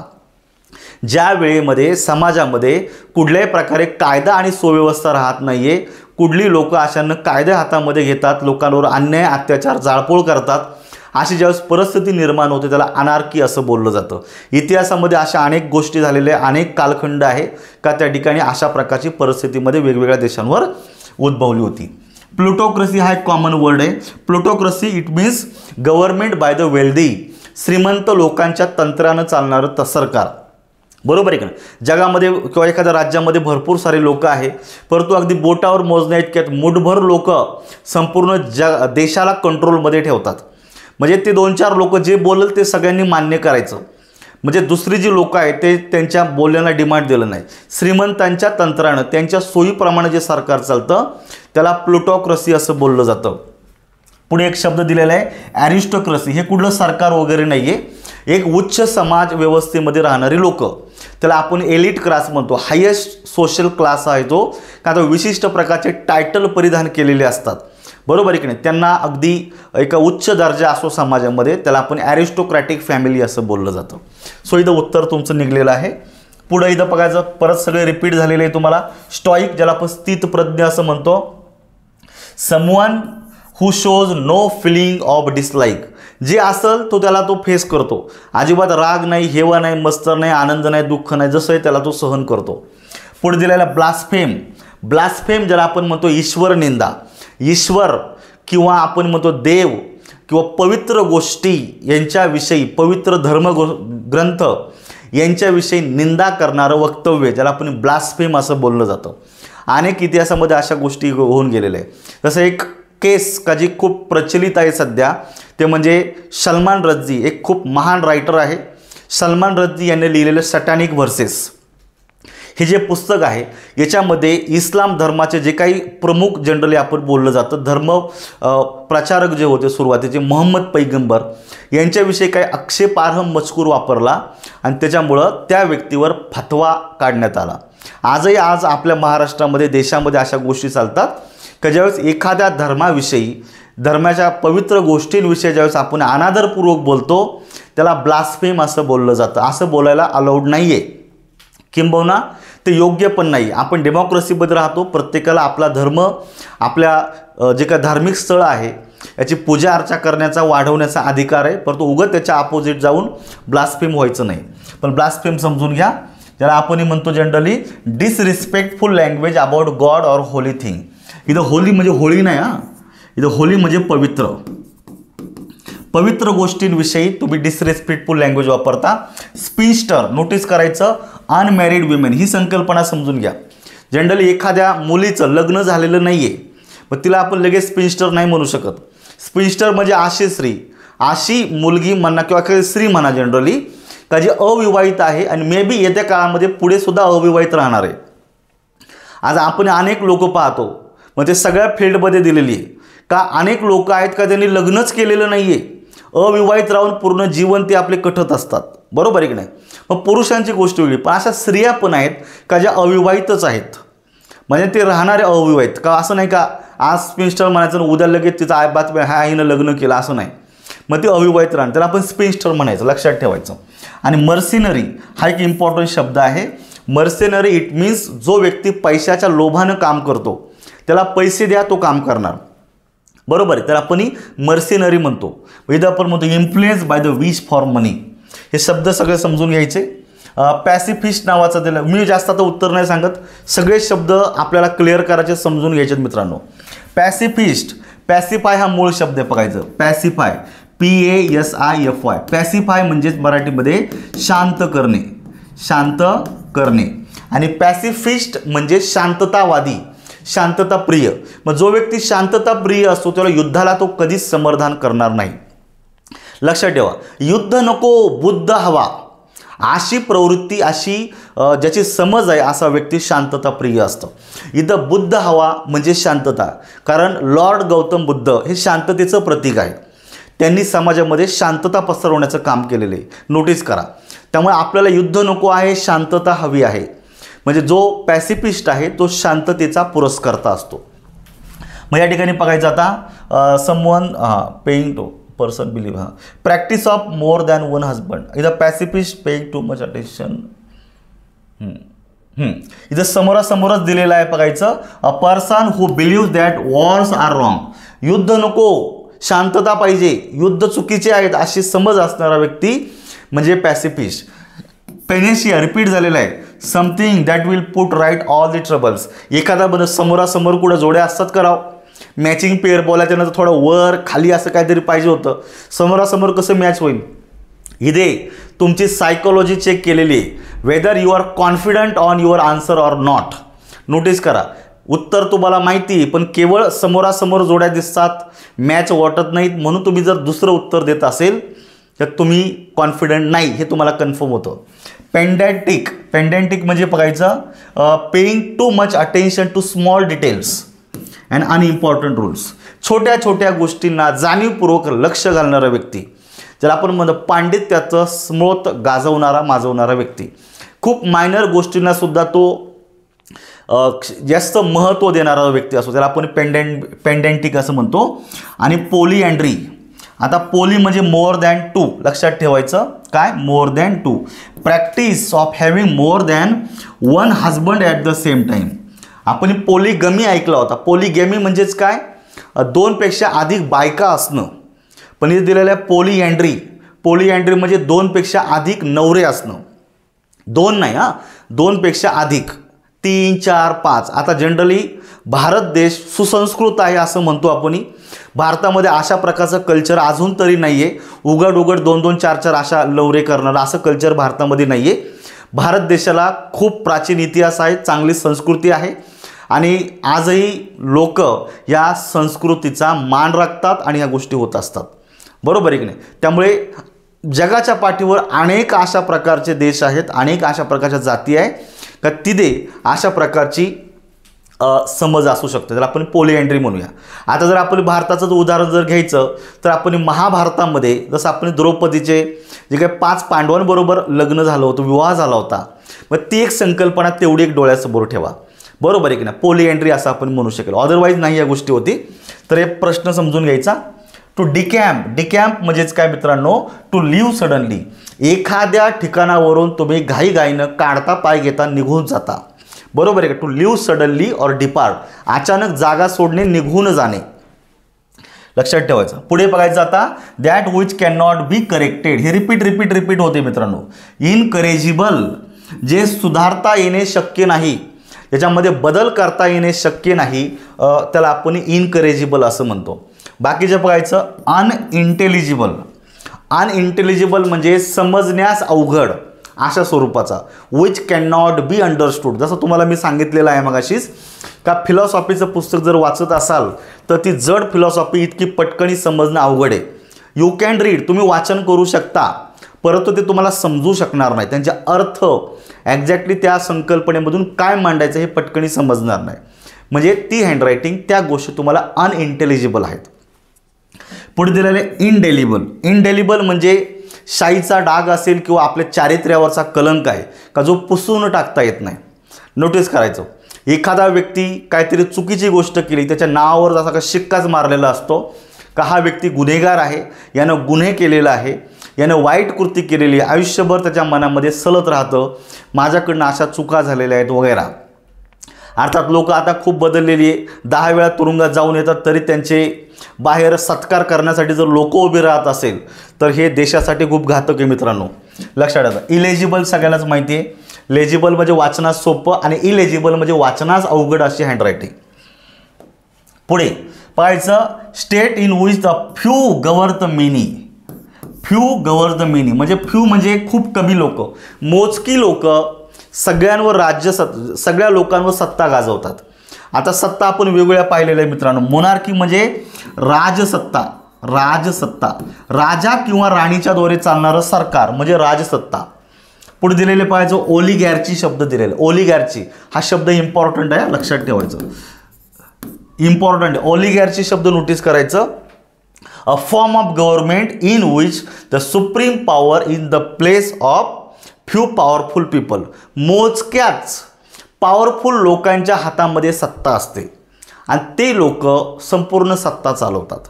त्यामुळे मोजक्या पॉवरफुल लोकांच्या हाताने सत्ता चालवली जाते, त्याला ओलिगॅर्ची असं बोललं जातं. म्हणजेच the few govern the many. आता जर एखादा सत्ता चालवत असेल तर तो कॉमन मॅन नाही, लक्षात ठेवायचं. कॉमन मॅनला इतके सहजासहजी राजकारणामध्ये येऊन देत नाही किंवा त्याला पॉसिबल होत नाही आणि लोकसुद्धा त्याला ॲक्सेप्ट करत नाही. पॉवरफुल व्यक्ती, मग तो पैसा, ज्याला आपण मसल पॉवर म्हणतो, मनी पॉवर म्हणतो, किंवा मग बऱ्याच वेळा त्याच्या कॅपॅसिटीवर, त्याने केलेल्या कार्याच्या जोरावर तो व्यक्ती त्या पदावर जात असतो, तिथपर्यंत जात असतो. बरोबर आहे की नाही. मग याला आपण जनरली काय म्हणतो मित्रांनो, ओलिगॅर्ची. मोजकी लोक सत्ता चालवतात. प्लुटोक्रसी म्हणजे गव्हर्नमेंट बाय द रिच, श्रीमंत लोकांच्या तंत्रानं चालणारं सरकार. गव्हर्नमेंटमध्ये श्रीमंत लोकांचं तंत्र चाललं जातं. म्हणजे श्रीमंत लोक जे बोलल तशीच सत्ता चालते, त्यांच्या म्हणण्याप्रमाणेच सगळे रूल्स रेग्युलेशन किंवा कायदे पॉलिसी बनवले जातात. आणि ऑटोक्रसी ज्याला आपण म्हणतो एक नियंत्रित अनियंत्रित कारभार. लक्षात ठेवायचं का, एकतंत्री अनियंत्रित कारभार. एकाच व्यक्ती, जसं डिक्टेटरशिप सारखं आहे. तो व्यक्ती जे बोलल ते, त्या व्यक्तीला पटलं तर देशामध्ये रूल तयार झाला, त्याला पटलं नाही तर विषय संपला. बरोबर आहे की नाही. म्हणजे आपल्याकडे आहे देत डिक्टेटरशिप सारखे देश आहेत आपल्याकडं का त्या ठिकाणी अशा गोष्टी होत असतात. समजून घ्या. पुढे बघायचं. 4 मॅचिंग पेअर दिलेले आहे. Animals who lives on meat म्हणजे मित्रांनो मांस. मीट म्हणजेच काय, मांस खाऊन जगणारे जे प्राणी असतात त्यांना आपण काय म्हणतो मित्रांनो, या ठिकाणी बघायचं कार्निव्हरस म्हणजेच काय, मांस खाऊन जगणारे प्राणी. दुसरा दिलेला आहे मॅस्क्युलाइन विमेन. मॅस्क्युलाइन स्ट्रॉंग पॉवरफुल विमेन असते. म्हणजे फक्त मसल पॉवरमुळे पॉवरफुल नसते, ती राजकारणामध्ये, समाजकारणामध्ये, धार्मिक गोष्टीमध्ये ती प्रचंड ॲक्टिव्ह असते. त्याला आपण मॅस्क्युलाइन विमेन म्हणतो, त्याला आपण ॲमेझॉन म्हणतो. आपल्याला ॲमेझॉन बोललं का फक्त ते ॲमेझॉनचं जंगल आठवतं किंवा ॲमेझॉन फ्लिपकार्ट सारखं एखादं ते ॲप्लिकेशन आठवतं, परंतु मॅस्क्युलाइन विमेन अशी होती. अगदी पूर्वीच्या काळामध्ये ग्रीक रोमन लिटरेचरमध्ये सुद्धा, साम्राज्यामध्ये सुद्धा अशा स्त्रिया होऊन गेल्या होत्या का ज्या पुरुषांच्या बरोबर रणांगणामध्ये युद्ध करत होत्या, युद्धाचे डावपेच आठवत होत्या, राज्य करत होत्या अशा स्त्रिया. जसं आपल्याकडं झाशीची राणी लक्ष्मीबाई असेल, इंदिराजी गांधी ज्या होत्या का त्यासुद्धा राजकारणामध्ये त्यांनी खूप महत्त्वाचं योगदान आहे, बरोबर आहे की नाही. सावित्रीबाई फुले आहे, म्हणजे अनेक अशा स्त्रिया आहेत का त्यांनी अशा रीतीनं कार्य केलेलं आहे. म्हणजे मर्दानी स्त्री काय म्हणतो आपण थोडक्यात, मर्दानी स्त्री, ॲमेझॉन असं बोलायचं. Animals which lives on fish, का जे प्राणी मासे खाऊन जगतात त्यांना बोललं जातं पिस्सीव्हरस, समजून घ्या. मांस खाऊन जगणारे कॅर्निव्हरस, मासे खाऊन जगणारे प्राणी पिस्सीव्हरस, आणि वनस्पती पालेभाज्या खाऊन जगणारे जे असतात त्याला, ज्याला आपण काय म्हणतो असो, ज्याला कार्निव्हरस आहे, पिस्सीव्हरस आहे आणि ओमनिव्हरस आहे, ह्या समजून घ्या. The study of stars and planets, ग्रह तारे यांचा अभ्यास करणं. अभ्यास म्हणजे सायंटिफिक स्टडी केली जाते, त्याला आपण ॲस्ट्रॉनॉमी असं म्हणतो. इथं शब्द दिला जातो NOMY, नॉमी. तर अशा स्वरूपाचा व्यक्ती आहे तो. याचे उत्तरं तुम्हाला मिळणारच आहे. आता पाहायचं, इथं 1साठी तुम्हाला 3 उत्तरं दिलेले का ते केवळ एका ठिकाणी आहे आणि 2साठी समोर आहे. मेजॉरिटीला मार्क करा. पुढे बघायचं, मॅच द फॉलोविंग दिलेले बघायचं. अ स्क्वॅरल्स होम, जी खार असते आजूबाजूला आपण पाहतो, छोटीशी खारुताई असते, खार. ती खार ज्या घरट्यामध्ये राहते त्याला ड्रे असं बोललं जातं मित्रांनो. काय बोललं जातं? ड्रे. खारीचं घरटं म्हणजे ड्रे, समजून घ्या. पुढे दिलेलं रेसिडेंट्स ऑफ नन. नन म्हणजे थोडक्यात आपण म्हणजे काय, ज्या ख्रिस्ती जोगिनी असतात का ज्या ख्रिश्चन धर्मासाठी किंवा त्या धार्मिक गोष्टींसाठी त्यांनी आपलं जीवन समर्पित केलेलं असतं. ख्रिस्ती त्या स्त्रिया, त्यांना आपण नन असं म्हणतो. त्यांचं राहण्याचं ठिकाण आहे तुमचं monastery. Residence for monk. Monk म्हणजे धर्मगुरू किंवा विशिष्ट धर्मातील, ख्रिश्चन धर्मामधील जे काही रिलिजियस पर्सन आहे, धर्मातले, लक्षात ठेवायचं, त्यांचं राहण्याचं ठिकाण आहे. रेसिडेंट ऑफ जो नन आहे त्यासाठी कॉन्व्हेंट आहे, समजून घ्या. रेसिडेंट ऑफ ननसाठी कॉन्व्हेंट आहे आणि मॉन्कसाठी मोनास्ट्री आहे, समजून घ्या. मॉन्कसाठी मोनास्ट्री राहण्याचं ठिकाण आहे आणि ननसाठी कॉन्व्हेंट आहे. आणि राहिला एक तुमचा a place where government records are kept, ज्या ठिकाणी गव्हर्नमेंटचं जे काय दस्तऐवज आहे विशिष्ट कालाच्या नंतर स्टोअर करून ठेवलं जातं त्याला आर्किव्ज असं म्हणतो. सरकारी दप्तरखाना, त्याला काय म्हणतो आपण? सरकारी दप्तरखाना. आता एकमेकाला मॅच जर केला तर तुम्हाला 1साठी 3 उत्तरात येते, जे 2 ठिकाणी आहे. ननसाठी 4 आहे, ते 2 ठिकाणी दिलेलं आहे, परंतु हा पहिला मॅच होत नाही म्हणून पहिला गेला. हे 2 मॅच होतात, म्हणजे बाय डिफॉल्ट पुढचे 2 मॅच व्हायलाच पाहिजे. 3 नंबरमध्ये उत्तर निघतंय. पुढे बघायचं आता, a short usually amazing story about a real person or event. एखादी अम्युझिंग आहे, अम्युझिंग ज्याला आपण मराठीत म्हणतो मनोरंजक, मनोरंजक गोष्ट आहे मित्रांनो. कशी आहे? मनोरंजक गोष्ट आहे का ती रिअल लाईफ लाईक व्यक्तींविषयीची आहे, घटना घडलेली आहे, रिअल व्यक्ती आहेत, त्यांच्या जीवनातील, खऱ्या लोकांच्या जीवनातील संस्मरणीय मनोरंजक अशा स्वरूपाच्या ज्या काही छोट्या छोट्या गोष्टी असतात त्यांना काय बोललं जातं? ॲनेक्डोट बोललं जातं. लक्षात ठेवा, काय ॲनेक्डोट. पर्याय क्रमांक 1 मध्ये उत्तर आहे. तर अँटीडोट हा दुसरा शब्द आहे. अँटीडोट म्हणजे उतारा औषध. एखाद्याला काहीतरी शरीरामध्ये विष गेलेलं जर असेल तर विष उतरण्यासाठी ज्याला जे काय प्रति औषध दिलं जातं त्याला अँटीडोट असं बोललं जातं. लक्षात ठेवायचं, उतारा औषध बोललं जातं. ॲलेगरी ही एक टर्म इम्पॉर्टंट आहे. ॲलेगरी इज अ सिम्बॉलिक नरेटिव्ह. हे एक प्रतिकात्मक अशा स्वरूपाचं नरेटिव्ह आहे in which person, animal or thing represent something else. ते दुसरं कशाला तरी प्रतिकात्मक वापरलं जातं.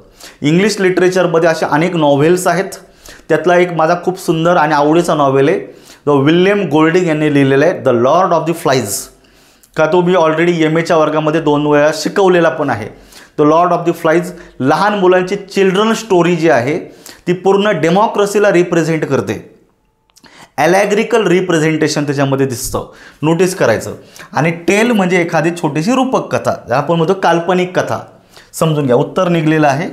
पुढचं दिलेलं आहे the custom having many wife's. Many इथं तुम्हाला सगळे शब्द दिले बघा. मोनो, मोनो म्हणजे सिंगल, ज्याला एकच पत्नी आहे. राम, नोटीस करा, एकच पत्नी असणं त्याला आपण मोनोगेमी असं म्हणायचं. बाय, बाय म्हणजे टू, बाय म्हणजे टू, ज्याला दोन पत्नी आहेत, द्विपत्नीत्व, त्याला आपण बायगमी असं बोललं जातं. इथं पोली, पोलीचा अर्थ होतो मोर दॅन टू. आता दोन नाही, दोनपेक्षा अधिक म्हणजे तीन किंवा तीनपेक्षा अधिक. जुन्या काळामध्ये आपण पाहतो मित्रांनो, राजे महाराजे होते किंवा त्या राजे महाराजांना अनेक बायका होत्या, बरोबर आहे की नाही, अनेक बायकांबरोबर त्यांचा विवाह झालेले होते. ही जी प्रथा आहे ही तुमची कुठली झालेली आहे, पोलिगमी. आता याच्या मागची कारणं वेगळी आहे. म्हणजे एखादा राजा अनेक स्त्रियांबरोबर जर लग्न करत असेल तर तो फक्त शोक म्हणून करतो असं गृहीत धरू नका. त्या काळातली सामाजिक परिस्थिती, त्याबरोबर त्या काळामधलं भौगोलिक परिस्थिती, त्या काळामधलं जे आध्यात्मिक परिस्थिती थोडीशी वेगळी होती आणि ह्या गोष्टी केल्या जायच्या. त्या काळामध्ये मोठं साम्राज्य जर सांभाळायचं जर असेल, लक्षात ठेवा, मोठं साम्राज्य जर सांभाळायचं असेल आणि तो राजा त्याची एका ठिकाणी जर राजधानी असेल तर दूर असणारा जो एखादा छोटासा जो हिस्सा आहे, भाग आहे, तिथं बंड उठाव होऊ नये म्हणून त्या प्रदेशामधल्या एखाद्या चांगल्या धनाढ्य किंवा व्यक्तीच्या मुलीबरोबर लग्न केले जायचे. म्हणजे दूरच्या प्रांतातील अनेक लोकांबरोबर सोयरीक जुळवले जायचे, जेणेकरून हे दूरचे जे प्रांत आहे हे त्या राजाशी एकनिष्ठ राहून हा संपूर्ण साम्राज्य कसं होणार आहे, स्ट्रॉंग होणार आहे, हे समजून घ्या. म्हणजे खूप दूरदृष्टिकोन ठेवून या सगळ्या गोष्टी केल्या जायच्या. त्यामुळे प्रत्येक गोष्टीमध्ये वासना हा विषय नसतो, हे समजून घ्या. पोलिगमी बोललं जातं आहे. आणि मॅट्रिमनी, तर मॅट्रिमनी जो आहे याला आपण विवाह संस्था म्हणतो. मॅट्रिमनी शब्द जर तुम्ही यूट्यूबला टाकलं, फेसबुकला टाकलं किंवा गुगलला जर टाकलं तर अशा अनेक संस्था, वेगवेगळ्या जाती धर्माचे मॅट्रिमनी संस्था आहेत. त्या ठिकाणी विवाहासाठी बोलणे केली जातात, मुली मुलं या ठिकाणी वर म्हणून दाखवले जातात. ठीक आहे, ही संस्था आहे, हे दुसरं काही नाही. मग इथं तुमचं पोलिगमी उत्तरात येते. पुढे चालायचं. आता हे चार शब्द बघा रिपीट झालेले आहेत सगळे. ऑप्टिमिस्टिक म्हणजे आशावादी व्यक्ती आहे. ब्राईट साईडकडे पाहतो. अथेइस्ट पहा किती वेळा रिपीट झालेले आहे. Does not believe in God, मलाच कंटाळा आला सांगायला. मिसोलॉजिस्ट हा एवढाच एक शब्द या ठिकाणी इम्पॉर्टंट आहे. मिसोलॉजिस्ट. आणि हेरेटिक, हेरेटिक म्हणजे मित्रांनो जो एखादा व्यक्ती एखाद्या धर्माच्या अपोजिट जातो, बंडखोर पाखंडी स्वरूपाचा व्यक्ती, धर्माचं तत्व, धर्माच्या अगेन्स्ट जाणारा व्यक्ती, एखाद्या त्याच्या स्वतःच्या धर्माच्या अगेन्स्ट जाणारा व्यक्ती हेरेटिक असतो, बरोबर आहे की नाही. म्हणजेच one who acts against religion. एकच राहील तो ना, मिसोलॉजिस्ट इम्पॉर्टंट आहे.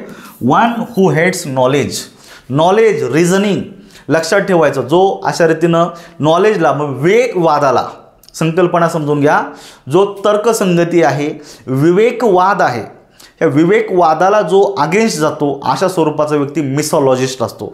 खूप खूप खूप इम्पॉर्टंट शब्द आहे हा. इथं उत्तर तुमची निघणारे. आता याच्यात काही नाही, सोपे सगळे शब्दच आहे.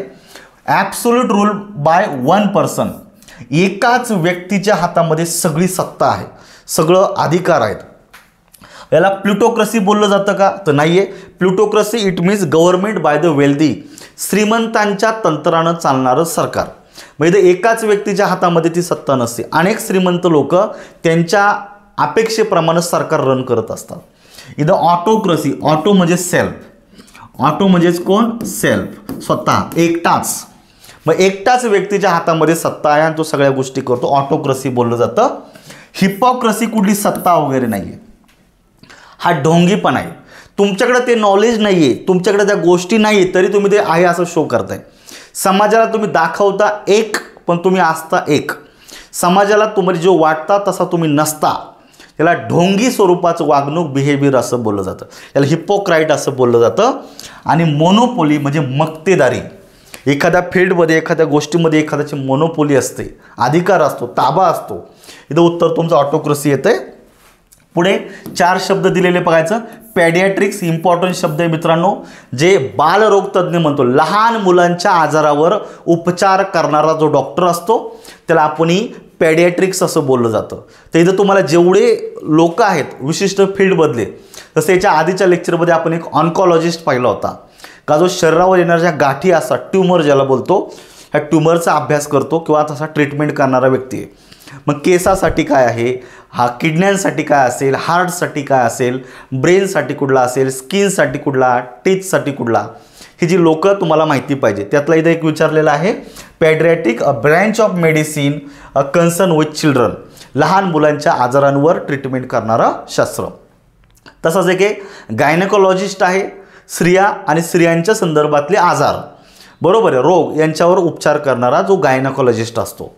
पुढे दिलेलं बघा, ऑपॅलसेंट, पारदर्शक, having softly shining quickly changing colours. Myopia हा एक इम्पॉर्टंट शब्द आहे आणि क्लस्ट्रोफोबिया रिपीट झालेला आहे. क्लस्ट्रोफोबिया म्हणजेच भीती. आता इथं बघायचं, डी मध्ये फोबिया दिलेला आहे आणि ह्या 4 पर्यायामध्ये भीती एकाच ठिकाणी दिलेली आहे. म्हणजे जर डीला जर 3 जर मॅच केलं तर तो एकाच ठिकाणी आहे. म्हणजे मित्रांनो याला गृहीत धरायला हरकत नाही, बरोबर आहे. मग ए साठी 4 आहे, बी साठी 1 आहे, म्हणजे मिओपियासाठी तुम्हाला 2 असला पाहिजे. काय येतं, inability to see distance object clearly, दूरचं दिसत नाही. आता चष्म्यांचा वापर केला जातो, बरोबर आहे. दूरचं दिसण्यास असक्षम असणं त्याला मिओपिया असं बोललं जातं, आजार मिओपिया असं बोललं जातं. ठीक आहे, उत्तर निघलेलं आहे. पुढे घ्या आता, talking disrespectfully of sacred things is called, repeat झालेलं आहे. डिसरिस्पेक्ट म्हणजे अनादरपूर्वक बोलणे. मग देव असेल, धर्म असेल, पवित्र गोष्टींविषयी अनादरपूर्वक बोलणे त्याला आपण म्हणतो ब्लास्फेमी. काय म्हणतो त्याला आपण, ब्लास्फेमी. पर्याय क्रमांक 1 मध्ये उत्तर आहे. हेरेसी आपण आत्ताच पाहिजे, जो व्यक्ती प्रस्थापित ज्याला आपण म्हणतो मान्यतांच्या विरुद्ध, धर्माच्या विरोधात जातो, बरोबर आहे, म्हणजे प्रस्थापित तत्व मोडतो, त्याच्या अपोजिट जातो, त्याला आपण हेरेसी म्हणतो. बंडखोरी, पाखंडीपणा. पुढे दिलेले अथेइझम माहितीचे आता, आणि अपॉस्टसी हा एक इम्पॉर्टंट शब्द आहे. स्वतःचा धर्म किंवा विशिष्ट तत्वांचा त्याग करणे. अशी अनेक लोक आहे का ते म्हणतात या धर्मामध्ये माझं मन रमत नाही आणि म्हणून धर्म त्याग करतात, धर्म परावर्तित करतात. मग जो व्यक्ती स्वतःचा धर्म त्याग करतो, स्वतःच्या धर्माच्या तत्वांना मान्य न करता दुसऱ्या धर्माची तत्व मान्य करतो किंवा ॲटलिस्ट स्वतःची तत्व सोडून तो दुसरे आचरण करतो, त्या पद्धतीला ॲपॉस्टसी असे बोललं जातं. स्पेलिंग इम्पॉर्टंट आहे, APOSTASY. मग इथं उत्तर तुमचं 3 मध्ये 1 मध्ये निघणार आहे. पुढे दिलेले बघायचं, a person who studies the formation of earth. Formation म्हणजे निर्मिती, कशाची, अर्थची, म्हणजे पृथ्वीच्या निर्मितीच्या संदर्भात, पृथ्वीचं अंतरंग आणि पृथ्वीच्या संदर्भात अभ्यास करणारा व्यक्ती. इथं 4 दिलेले पाहायचं, मेटेरिओलॉजिस्ट. मेटेरिओलॉजिस्ट म्हणजे काय मित्रांनो, हवामान. आपलं जे हवामान खातं आहे ना, पुण्यामध्ये शिमला ऑफिस आहे शिवाजीनगरला, तिथं हे मेटेरिओलॉजिस्ट डिपार्टमेंट आहे. हवामान खात्याच्या अंदाजानुसार आज ठराविक ठिकाणामध्ये मध्यम ते हलक्या स्वरूपाच्या सरी पडतील ना, बरोबर आहे की नाही. आज दिवसभर हवामान कोरडं राहणार आहे. या जिल्ह्याला रेड अलर्ट दिलेला आलेला आहे, या जिल्ह्याला ऑरेंज अलर्ट, आपण जे अशा स्वरूपाचं म्हणतो ना त्याला हवामानशास्त्र बोललं जातं. मग ते पृथ्वीच्या संदर्भात नाही आहे, लक्षात ठेवायचं. पृथ्वीच्या वर हवामानाच्या संदर्भात ते काम करतं. पुढे दिलेले अँथ्रोपॉलॉजिस्ट. अँथ्रोपॉलॉजिस्ट ज्याला आपण म्हणतो मानववंशशास्त्र, a person who study human race, मानववंशाचा अभ्यास करणारं, लक्षात ठेवायचं जे शास्त्र असतं त्याला अँथ्रोपॉलॉजिस्ट असं बोललं जातं. पुढचं दिलेलं आहे जिओलॉजिस्ट. जिओलॉजिस्ट जो असतो तो पृथ्वीच्या संदर्भात आहे, a person who study the formation of earth, लक्षात ठेवायचं. आणि सेस्मॉलॉजी जे दिलं जातं, सेस्मॉलॉजी म्हणजे भूकंप लहरींचा अभ्यास करणारं शास्त्र. भूकंप का होतो, भूकंपाचं केंद्र कोणतं आहे त्याला एपिसेंटर बोललं जातं. भूकंपाचं जे केंद्र असतं त्याला एपिसेंटर बोललं जातं. आणि जिथं भूकंपाची तीव्रता अधिक कमी असते, तिथली जमीन कशी आहे, तिथले जमिनीचे लेयर्स कसे आहेत, तिथं या सगळ्या गोष्टीचा अभ्यास करणारा जो व्यक्ती असतो त्याला सेस्मॉलॉजी असं बोललं जातं. तुमचं उत्तर निघलेलं आहे 3 मध्ये, पण बाकीचे शब्द इम्पॉर्टंट आहे. Dot dot is a scientific study of sun, moon, stars, planet. सूर्य, चंद्र किंवा इतर ग्रह, तारे यांचा सायंटिफिक अभ्यास करणारा जो व्यक्ती असतो किंवा जे शास्त्र असतं त्याला आपण ॲस्ट्रॉनॉमी बोललं जातं मित्रांनो. नॉमी बोललं तर त्याला आपण काय म्हणतो, खगोलशास्त्र. खगोलशास्त्र नोटीस करा. आणि ॲस्ट्रॉलॉजी LOGY लॉजी बोललं याला आपण म्हणतो ज्योतिषशास्त्र. ज्योतिषशास्त्र नोटीस करायचं. ज्योतिषशास्त्र म्हणजे थोडक्यात कसं हात दाखवला जातो किंवा एखाद्याची पत्रिका काढली जाते, लग्नपत्रिका नाही, जन्मकुंडली काढली जाते आणि त्या जन्मकुंडलीच्या आधारे किंवा एखाद्या व्यक्तीचा हात पाहून त्याची बर्थ डेट सगळ्या गोष्टी पाहून त्याची जन्मकुंडली तयार केली जाते आणि त्याचं भविष्य सांगितलं जातं.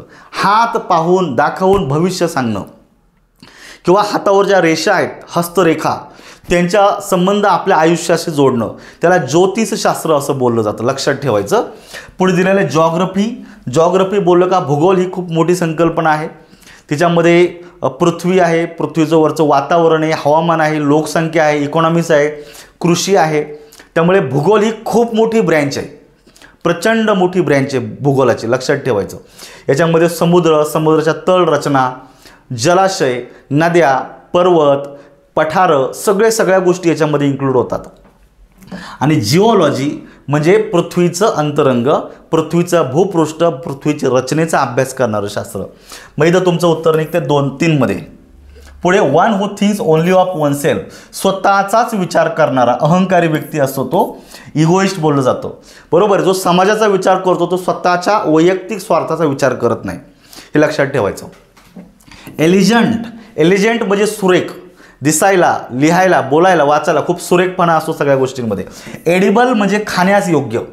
एडिबल बरोबर आहे की नाही. आपण जर एखाद्या हॉटेलमध्ये गेल्याच्या नंतर तिथं आपल्याला जे दिलं जातं एडिबल फूड असतं ते खाण्यास योग्य पदार्थ.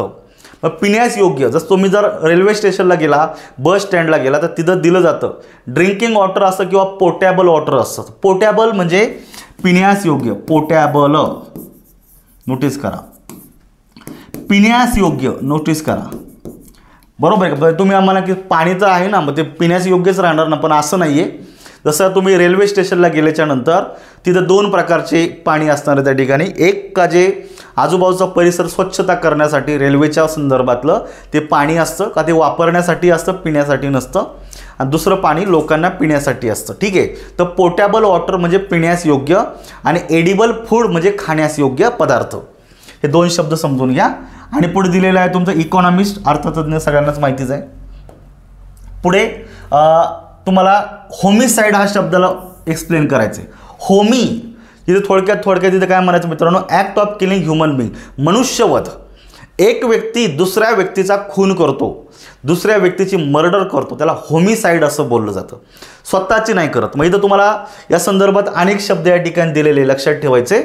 ज्या तुम्ही एखाद्या व्यक्तीची खून करता विशिष्ट उद्देशानं त्याला मर्डर बोललं जातं, होमिसाइड बोललं जातं. स्वतःची हत्या करता म्हणजे सुसाईड बोललं जातं. बरोबर आहे की नाही. आईची हत्या करता मॅट्रिसाइड बोललं जातं. वडिलांची हत्या करता पॅट्रिसाइड बोललं जातं. भावाची हत्या करता फॅट्रिसाइड बोललं जातं. बहिणीची हत्या करता सोरोरीसाइड बोललं जातं. त्याचबरोबर आपल्याला अशा अनेक शब्द आहे. लहान बालक आहे काय, लहान बालकाची हत्या करता इन्फंटिसाइड बोललं जातं. मातेच्या पोटामध्ये गर्भामध्ये जे हे असतं ज्याला आपण काय म्हणतो, जो काही फेटस बोलतो त्याला आपण, गर्भाशयामध्ये जे काही बालक असतं छोटंसं त्याला आपण फेटस म्हणतो. त्या फेटसची हत्या करणं म्हणजे फेटिसाइड, ज्याला आपण म्हणतो ना गर्भपात करणं. बरोबर आहे की नाही. गर्भपात करणं फेटिसाइड बोललं जातं. वेमेन फेटिसाइड ज्याला असं बोललं जातं. या संदर्भात आपण सगळे शब्द पाहतो. पेस्टिसाइड आहे. बरोबर आहे. कीटकनाशक ज्याला बोलू. इन्सेंटिसाइड आहे, कीटकनाशक आहे. पेस्टिसाइड आहे, बुरशीनाशक आहे. म्हणजे असे अनेक शब्द याच्यामध्ये येतात मित्रांनो. तर इथं तुम्हाला act of killing human being उत्तरामध्ये सी यायला पाहिजे. पर्याय क्रमांक 2 मध्ये act of killing one's family member. आता फॅमिली मेंबरला मारणं म्हणजे एखाद्याचा खून करून टाकतं. घरातलाच व्यक्ती, खूप राग येतो, पटत नाही आहे, पैशावरून भावाची, पैशावरून घरातल्याच एखाद्या मेंबरच्या डोक्यात दगड टाकून मारून टाकायचं डायरेक्टली. असं करू नका, पण अशा गोष्टी समाजामध्ये घडतात. त्याला आपण फॅमिली साईड असं सुद्धा बोलू शकतो. हा सुद्धा योग्य शब्द आहे, समजून घ्या. पुढे दिलेलं आहे the killing of one's community. ज्या तुम्ही संपूर्ण समाजाला मारता. एखादा समाज, जसं आपण पाहतो की हिटलरनी ज्यू लोकांची हत्या केली होती. म्हणजे त्याच्या मनामध्ये त्या लोकांविषयी एक विशिष्ट राग होता, दिसेल त्याला तो मारून टाकायचा, म्हणजे त्याचा खूप क्रूरतेचा त्याने कळस गाठला होता असं म्हणायला. The act of killing one's community, संपूर्ण समाज एखादा कम्युनिटीला मारून टाकणं त्याला आपण जेनोसाईड बोललं जातं. काय बोललं जातं त्याला? जेनोसाईड. शब्द इम्पॉर्टंट लिहून ठेवा. इथं उत्तर निघलेलं आहे एकामध्ये. पुढं the meaning of the word invincible आपण ऑलरेडी पाहिलेलं आहे. वन किंवा something that can not be conquered, ज्याच्यावर विजय मिळवणे अशक्य आहे असं काहीतरी, ज्याला आपण म्हणतो अजिंक्य. आत्ताच तुम्हाला सांगितलं जसा जंजिरा किल्ला आहे, अनेक प्रक्रिया अतिक्रमण होऊन सुद्धा तो अजिंक्यच राहिला, म्हणजे इनडिफिटेबल ज्याला आपण म्हणतो अजिंक्य. म्हणजे तुला which can not B conquered, पर्याय क्रमांक 1 मध्ये उत्तर आहे which can not B believe, ज्याच्यावर आपण विश्वास ठेवू शकत नाही. मग त्याला काय बोललं जातं? अनबिलिव्हेबल बोललं जातं. आपण म्हणतो ना दिस इज अनबिलिव्हेबल, याच्यावर विश्वास ठेवता येणार नाही. बरोबर आहे का? जसं एखादा नॉर्मल एखादा संघ आहे, जसा बर्मुडाचा संघ आहे, एक 2007च्या वर्ल्ड कपच्या वेळेस आला होता. बरोबर आहे की? एखादा नॉर्मल संघ आहे आणि एखादा खूप तगडा संघ आहे. दोघांमध्ये जर क्रिकेटची मॅच चाललेली असताना आपण म्हणतो अरे यांचं पारडं तर कधी जड आहे, परंतु असं असताना सुद्धा एखादा लोकल, एखादा सर्वसामान्य संघ एका बलाढ्य संघाला जर हरवत असेल तर म्हणतो दिस इज अनबिलिव्हेबल. यार हे अनबिलिव्हेबल आहे, अविश्वसनीय आहे. That can not be approach, ज्याच्यापर्यंत आपण पोचू शकत नाही, साध्य करू शकत नाही, त्याला काय बोललं जातं? इनॲक्सेसिबल. विच कॅन नॉट बी ॲक्सेस्ड, ज्याला आपण साध्य करू शकत नाही, इनॲक्सेसिबल म्हणायचं. That can not be heard, जे ऐकू येऊ शकत नाही त्याला इनऑडिबल असं बोललं जातं. आणि दॅट कॅन बी हिअर, जे ऐकू येऊ शकतं त्याला आपण ऑडिबल असं म्हणतो. बघा मी तुम्हाला याच्या संदर्भात अनेक शब्द तुम्हाला बाकीचे सांगितलेले. पुढचा क्रेड्युलस, ज्याला आपण भोळा व्यक्त म्हणतो. भोळा, बरोबर का? भोळा सांब सदाशिव, बरोबर आहे की नाही? म्हणजे दुसरा कोणी काही बोलला तरी पटकन दुसऱ्याच्या बोलण्यावर विश्वास ठेवणारा व्यक्ती. क्रेड्युलस म्हणजे भोळा भापटा, दुसऱ्याच्या बोलण्यावर सहज विश्वास ठेवणारा व्यक्ती. त्याला आपण म्हणतो a person having no sense, नाही होते, फ्लाईट होत नाही आहे. बिलीव्ह इन अदर्स, पर्याय क्रमांक 4. मग तुम्हाला हे बाकीचे शब्द तुम्हाला माहिती पाहिजे. Belligerent, one who is incline to fight or quarrel. Belligerent म्हणजे भांडणामध्ये ते ॲक्टिव्ह असतात. आणि क्रेड्युलस तर तुम्हाला दिलेलाच आहे. पुढे बघा, one who has compulsive desire to steal, ज्यांनी दे धक्का पिक्चर पाहिलं त्यांना हा शब्द लगेच आठवण. बरोबर आहे की नाही? भरत जाधवला काय जर आजार झालता? क्लेप्टोमानिया. क्लेप्टोमानिया म्हणजे मित्रांनो चोरी करण्याची अतीव इच्छा होणं. क्लेप्टोमानिया म्हणजे काय? चोरी करण्याची अतीव इच्छा होणं. 4 नंबरमध्ये उत्तर आहे. हे बाकीचे शब्द बघा. पिल्फर, पिल्फर म्हणजे भुरट्या चोऱ्या करणारा, म्हणजे रेल्वे स्टेशनला असेल, तुम्हाला त्याच्याबरोबर तुम्हाला सांगतो बस स्टँडला असेल किंवा जवळपासच्या लोकॅलिटीमध्ये एखादी साखळीत चोर एखादं पाकिट मार, 5-50 रुपये भेटलं तरी खुश. बरोबर आहे की नाही? ज्या भुरट्या चोर आहेत, बरोबर आहे की नाही? मग डाक ज्याला आपण म्हणतो ना, डाव असा हाणायचा का वर्षभर बसून खाल्लं पाहिजे, पण असं नाही. 5-50 रुपयासाठी साखळी चोर ज्याला आपण म्हणतो, बरोबर आहे की नाही? असे किरकोळ चोऱ्या जो करतो मग त्याला आपण काय म्हणतो? जनरली पिल्फर असं म्हणतो. पोचर हा एक शब्द आहे, POACHER. पोचर म्हणजे बेकायदेशीर शिकार करणारा. आता सध्याच्या काळामध्ये जसं वन्यजीव संरक्षण कायदे म्हणजे या ठिकाणी अस्तित्वात आलेले आहे, तेव्हापासून शिकारीला कायदेशीररित्या बंदी आहे. बरोबर आहे की नाही? शिकारीला कायदेशीररित्या बंदी आहे, म्हणजे ठराविक प्राण्यांची आपण शिकार करू शकत नाही. एखाद्या जर डुक्कर जर मारलं तर त्याच्या विरोधात कसं त्याला जन्मठेप होणार नाही, कारण डुक्कर असेल किंवा काही प्राणी आहे जसं आपण म्हणतो का त्याची शिकार करता येते, परंतु जे काही रानटी प्राणी असतील त्याच्यामध्ये वाघ आहे, सिंह आहे, मोर असतील, पशुपक्षी आहे, you can not kill them. बरोबर आहे की ना? मग ज्या प्रकारे बघायचं आपण म्हणतो का शिकार करतो बेकायदेशीर, त्याला पोचर असं बोललं जातं. आणि तुमचा प्लॅगरिस्ट म्हणजे वाङ्मय चौर्य, म्हणजे एखाद्या पुस्तकातला मजकूर कॉपी करायचा आणि आपल्या पुस्तकामध्ये छापून द्यायचा, जणू काय हा कंटेंट माझाच आहे. बरोबर आहे? मी पुस्तक लिहितो आणि मी पुस्तक लिहित असताना, म्हणजे मी असं करत नाही आहे, माझ्या पुस्तकं ओरिजिनल आहेत, लक्षात ठेवा. मी अडीच वर्ष घासलेत तेव्हा पुस्तक तयार केलेलं आहे.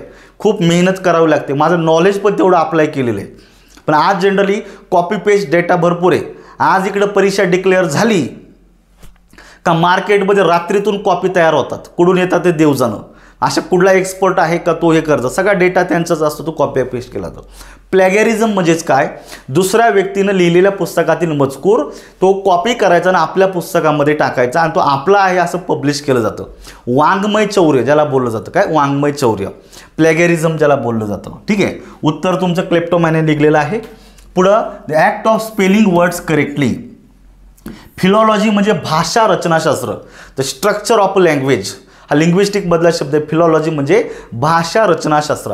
प्रत्येक भाषेची एक विशिष्ट रचना असते, पद्धती असते, तिचं शास्त्र. ऑर्थोग्राफी हे तुमचं उत्तर असलं पाहिजे. ऑर्थोग्राफी म्हणजे शुद्ध लेखनशास्त्र, त्याच्यामध्ये स्पेलिंग, हँडरायटिंग सगळ्या गोष्टी इन्क्लूड होत असतात. पुढे दिलेलं बघा कॅलिग्राफी. कॅलिग्राफी म्हणजे मित्रांनो सुंदर हस्ताक्षर आणि अशा प्रकारचं शास्त्र, सुंदर हस्ताक्षराचं शास्त्र. आणि पॅलिओग्राफी, पॅलिओग्राफी हा वेगळा शब्द इम्पॉर्टंट आहे मित्रांनो. The study of ancient writing, study of ancient writing system and deciphering and dating the historical manuscript. जे जुने दस्तऐवज आहे, जसं आपण पाहतो की पाषाण युगामध्ये असं पेपर वगैरे नसायचे, त्यावेळी त्या काळामध्ये काय केलं जातं, दगडावर लिहून ठेवलं जायचं, कोरून ठेवलं जायचं. आजही आपण छत्रपती शिवाजी महाराजांच्या गड किल्ल्यावर गेल्याच्या नंतर अनेक ठिकाणी पाषाणावर काही मजकूर लिहून ठेवलेला आहे.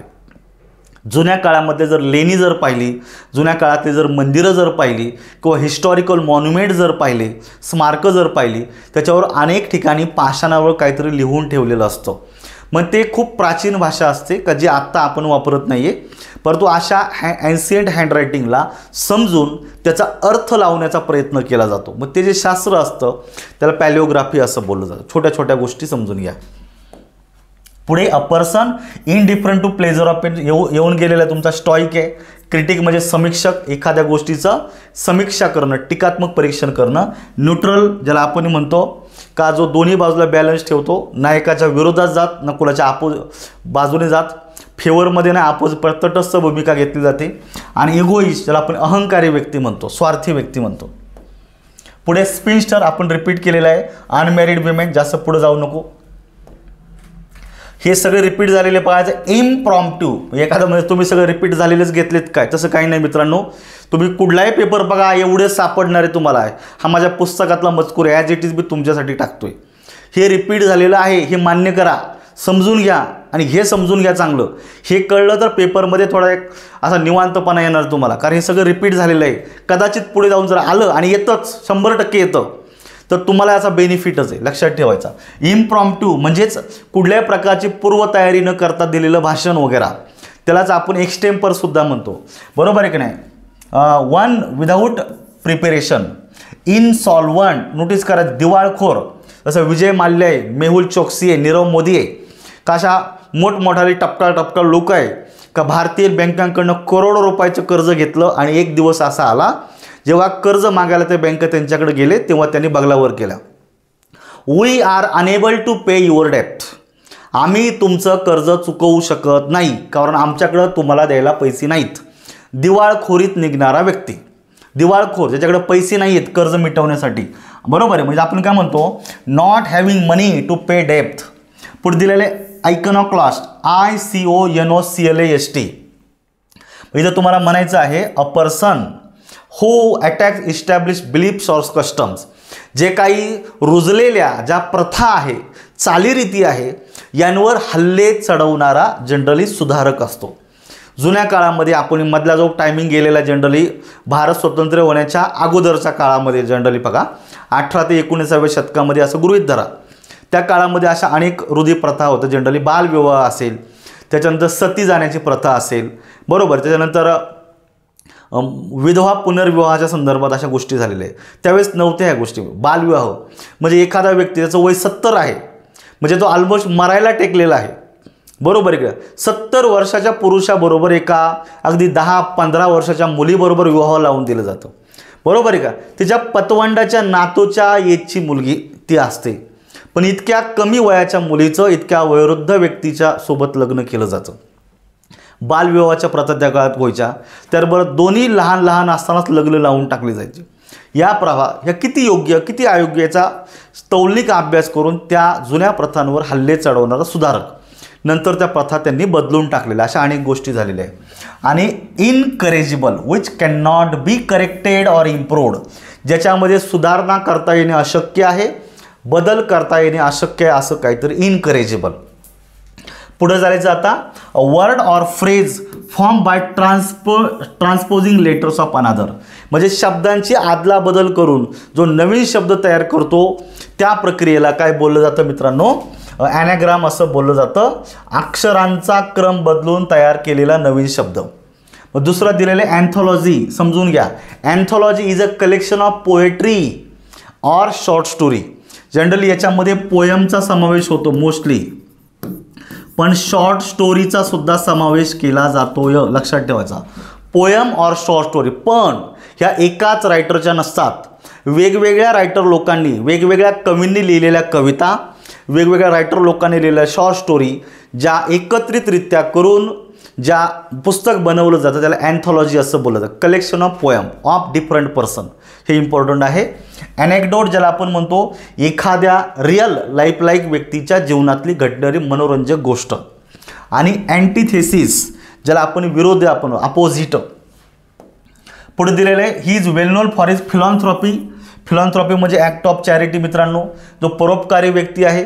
कलेक्शन ऑफ स्टॅम्प ज्याला आपण फिलॅटेली असं म्हणतो, पोस्टाची तिकीटं, स्टॅम्प गोळा करण्याचा जो छंद असतो त्याला फिलॅटेली बोललं जातं.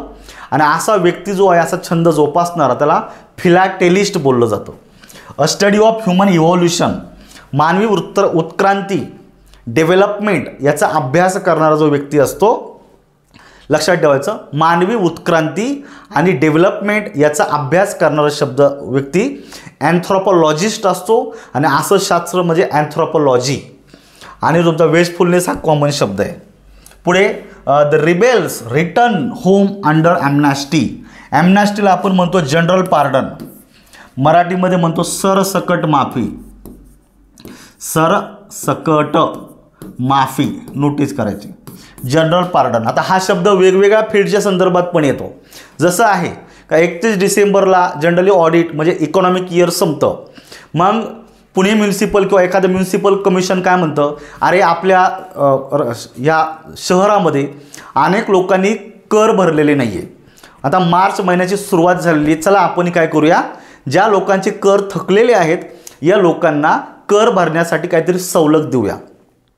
म्हणजे ते जात धर्म पंथ काही पाहत नाही, सगळ्याला सरसकट 5% ऑफ करतात. आणि संपूर्ण शहरामध्ये ॲडव्हर्टाईज करतात की जे उरलेले लोक आहेत ज्यांनी कर भरलेले नाही आहे त्यांनी जर 31 मार्चच्या अगोदर जर सगळ्यांनी जर तुमचे थकीत कर्ज जर भरलं तर तुमच्या कर्जावर 5% सूट देण्यात येईल, सरसकट माफी.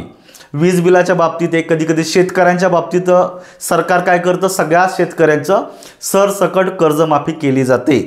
याला सुद्धा ॲम्नास्टी म्हणू शकता, समजून घ्या. मग तुमचं बाकीच्या गोष्टी सोप्या आहेत जनरली. पुढे बघायचं, प्लुटोक्रासी गव्हर्नमेंट बाय द रिच, ज्याला आपण म्हणतो श्रीमंत लोकांच्या तंत्रानं चालणारं सरकार. पुढे बघायचं आता, I can not read his handwriting, त्याचं हँडरायटिंग मी वाचू शकत नाही.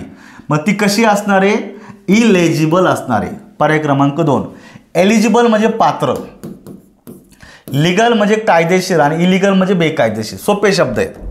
पुढे बघायचं, he delivered a speech at once without preparation, कुठल्याही प्रकारची पूर्वतयारी न करता दिलेलं भाषण, रिपीट झालेला शब्द आहे, त्याला आपण इम्प्रॉम्प्टिव्ह म्हणतो किंवा एक्सटेम्पर सुद्धा म्हणतो, EXTOMPER, एक्सटेम्पर. ठीक आहे. आणि पुढे दिलेलं आहे क्लस्ट्रोफोबिया, बघा किती वेळा रिपीट होत आहे. स्मॉल इनक्लोज प्लेसमध्ये बंद आडगळीच्या खोल्या सापडण्याची, फिलॉन्थ्रॉपिस पहा किती वेळा रिपीट झालेला आहे. A person who is kind and helpful, का जो मदत करणारा आहे. मिस अँथ्रॉप आणि झेनोफोबिया, झेनोफोबिया म्हणजे फॉरेनर लोकांची भाषा कल्चर त्यांच्याविषयीचा जो डिसलाईक असते तो. आणि मिस अँथ्रॉप का जो डिसलाईक करतो, हेट करतो लोकांचा. बघा, फिलॉन्थ्रॉपिस्ट म्हणजे परोपकारी व्यक्ती आणि मिस अँथ्रॉप म्हणजे दुसऱ्याचा द्वेष करणारा व्यक्ती, एकमेकाच्या अपोजिट आहे. उत्तर निघणारे शब्द समजून घ्या. आणि या लेक्चरमधला शेवटचा आहे तो आयकॉनॉक्लास्ट रिपीट झालेला आहे, प्रस्थापित तत्वांविषयी चालीरीतींवर हल्ला करणारा व्यक्ती.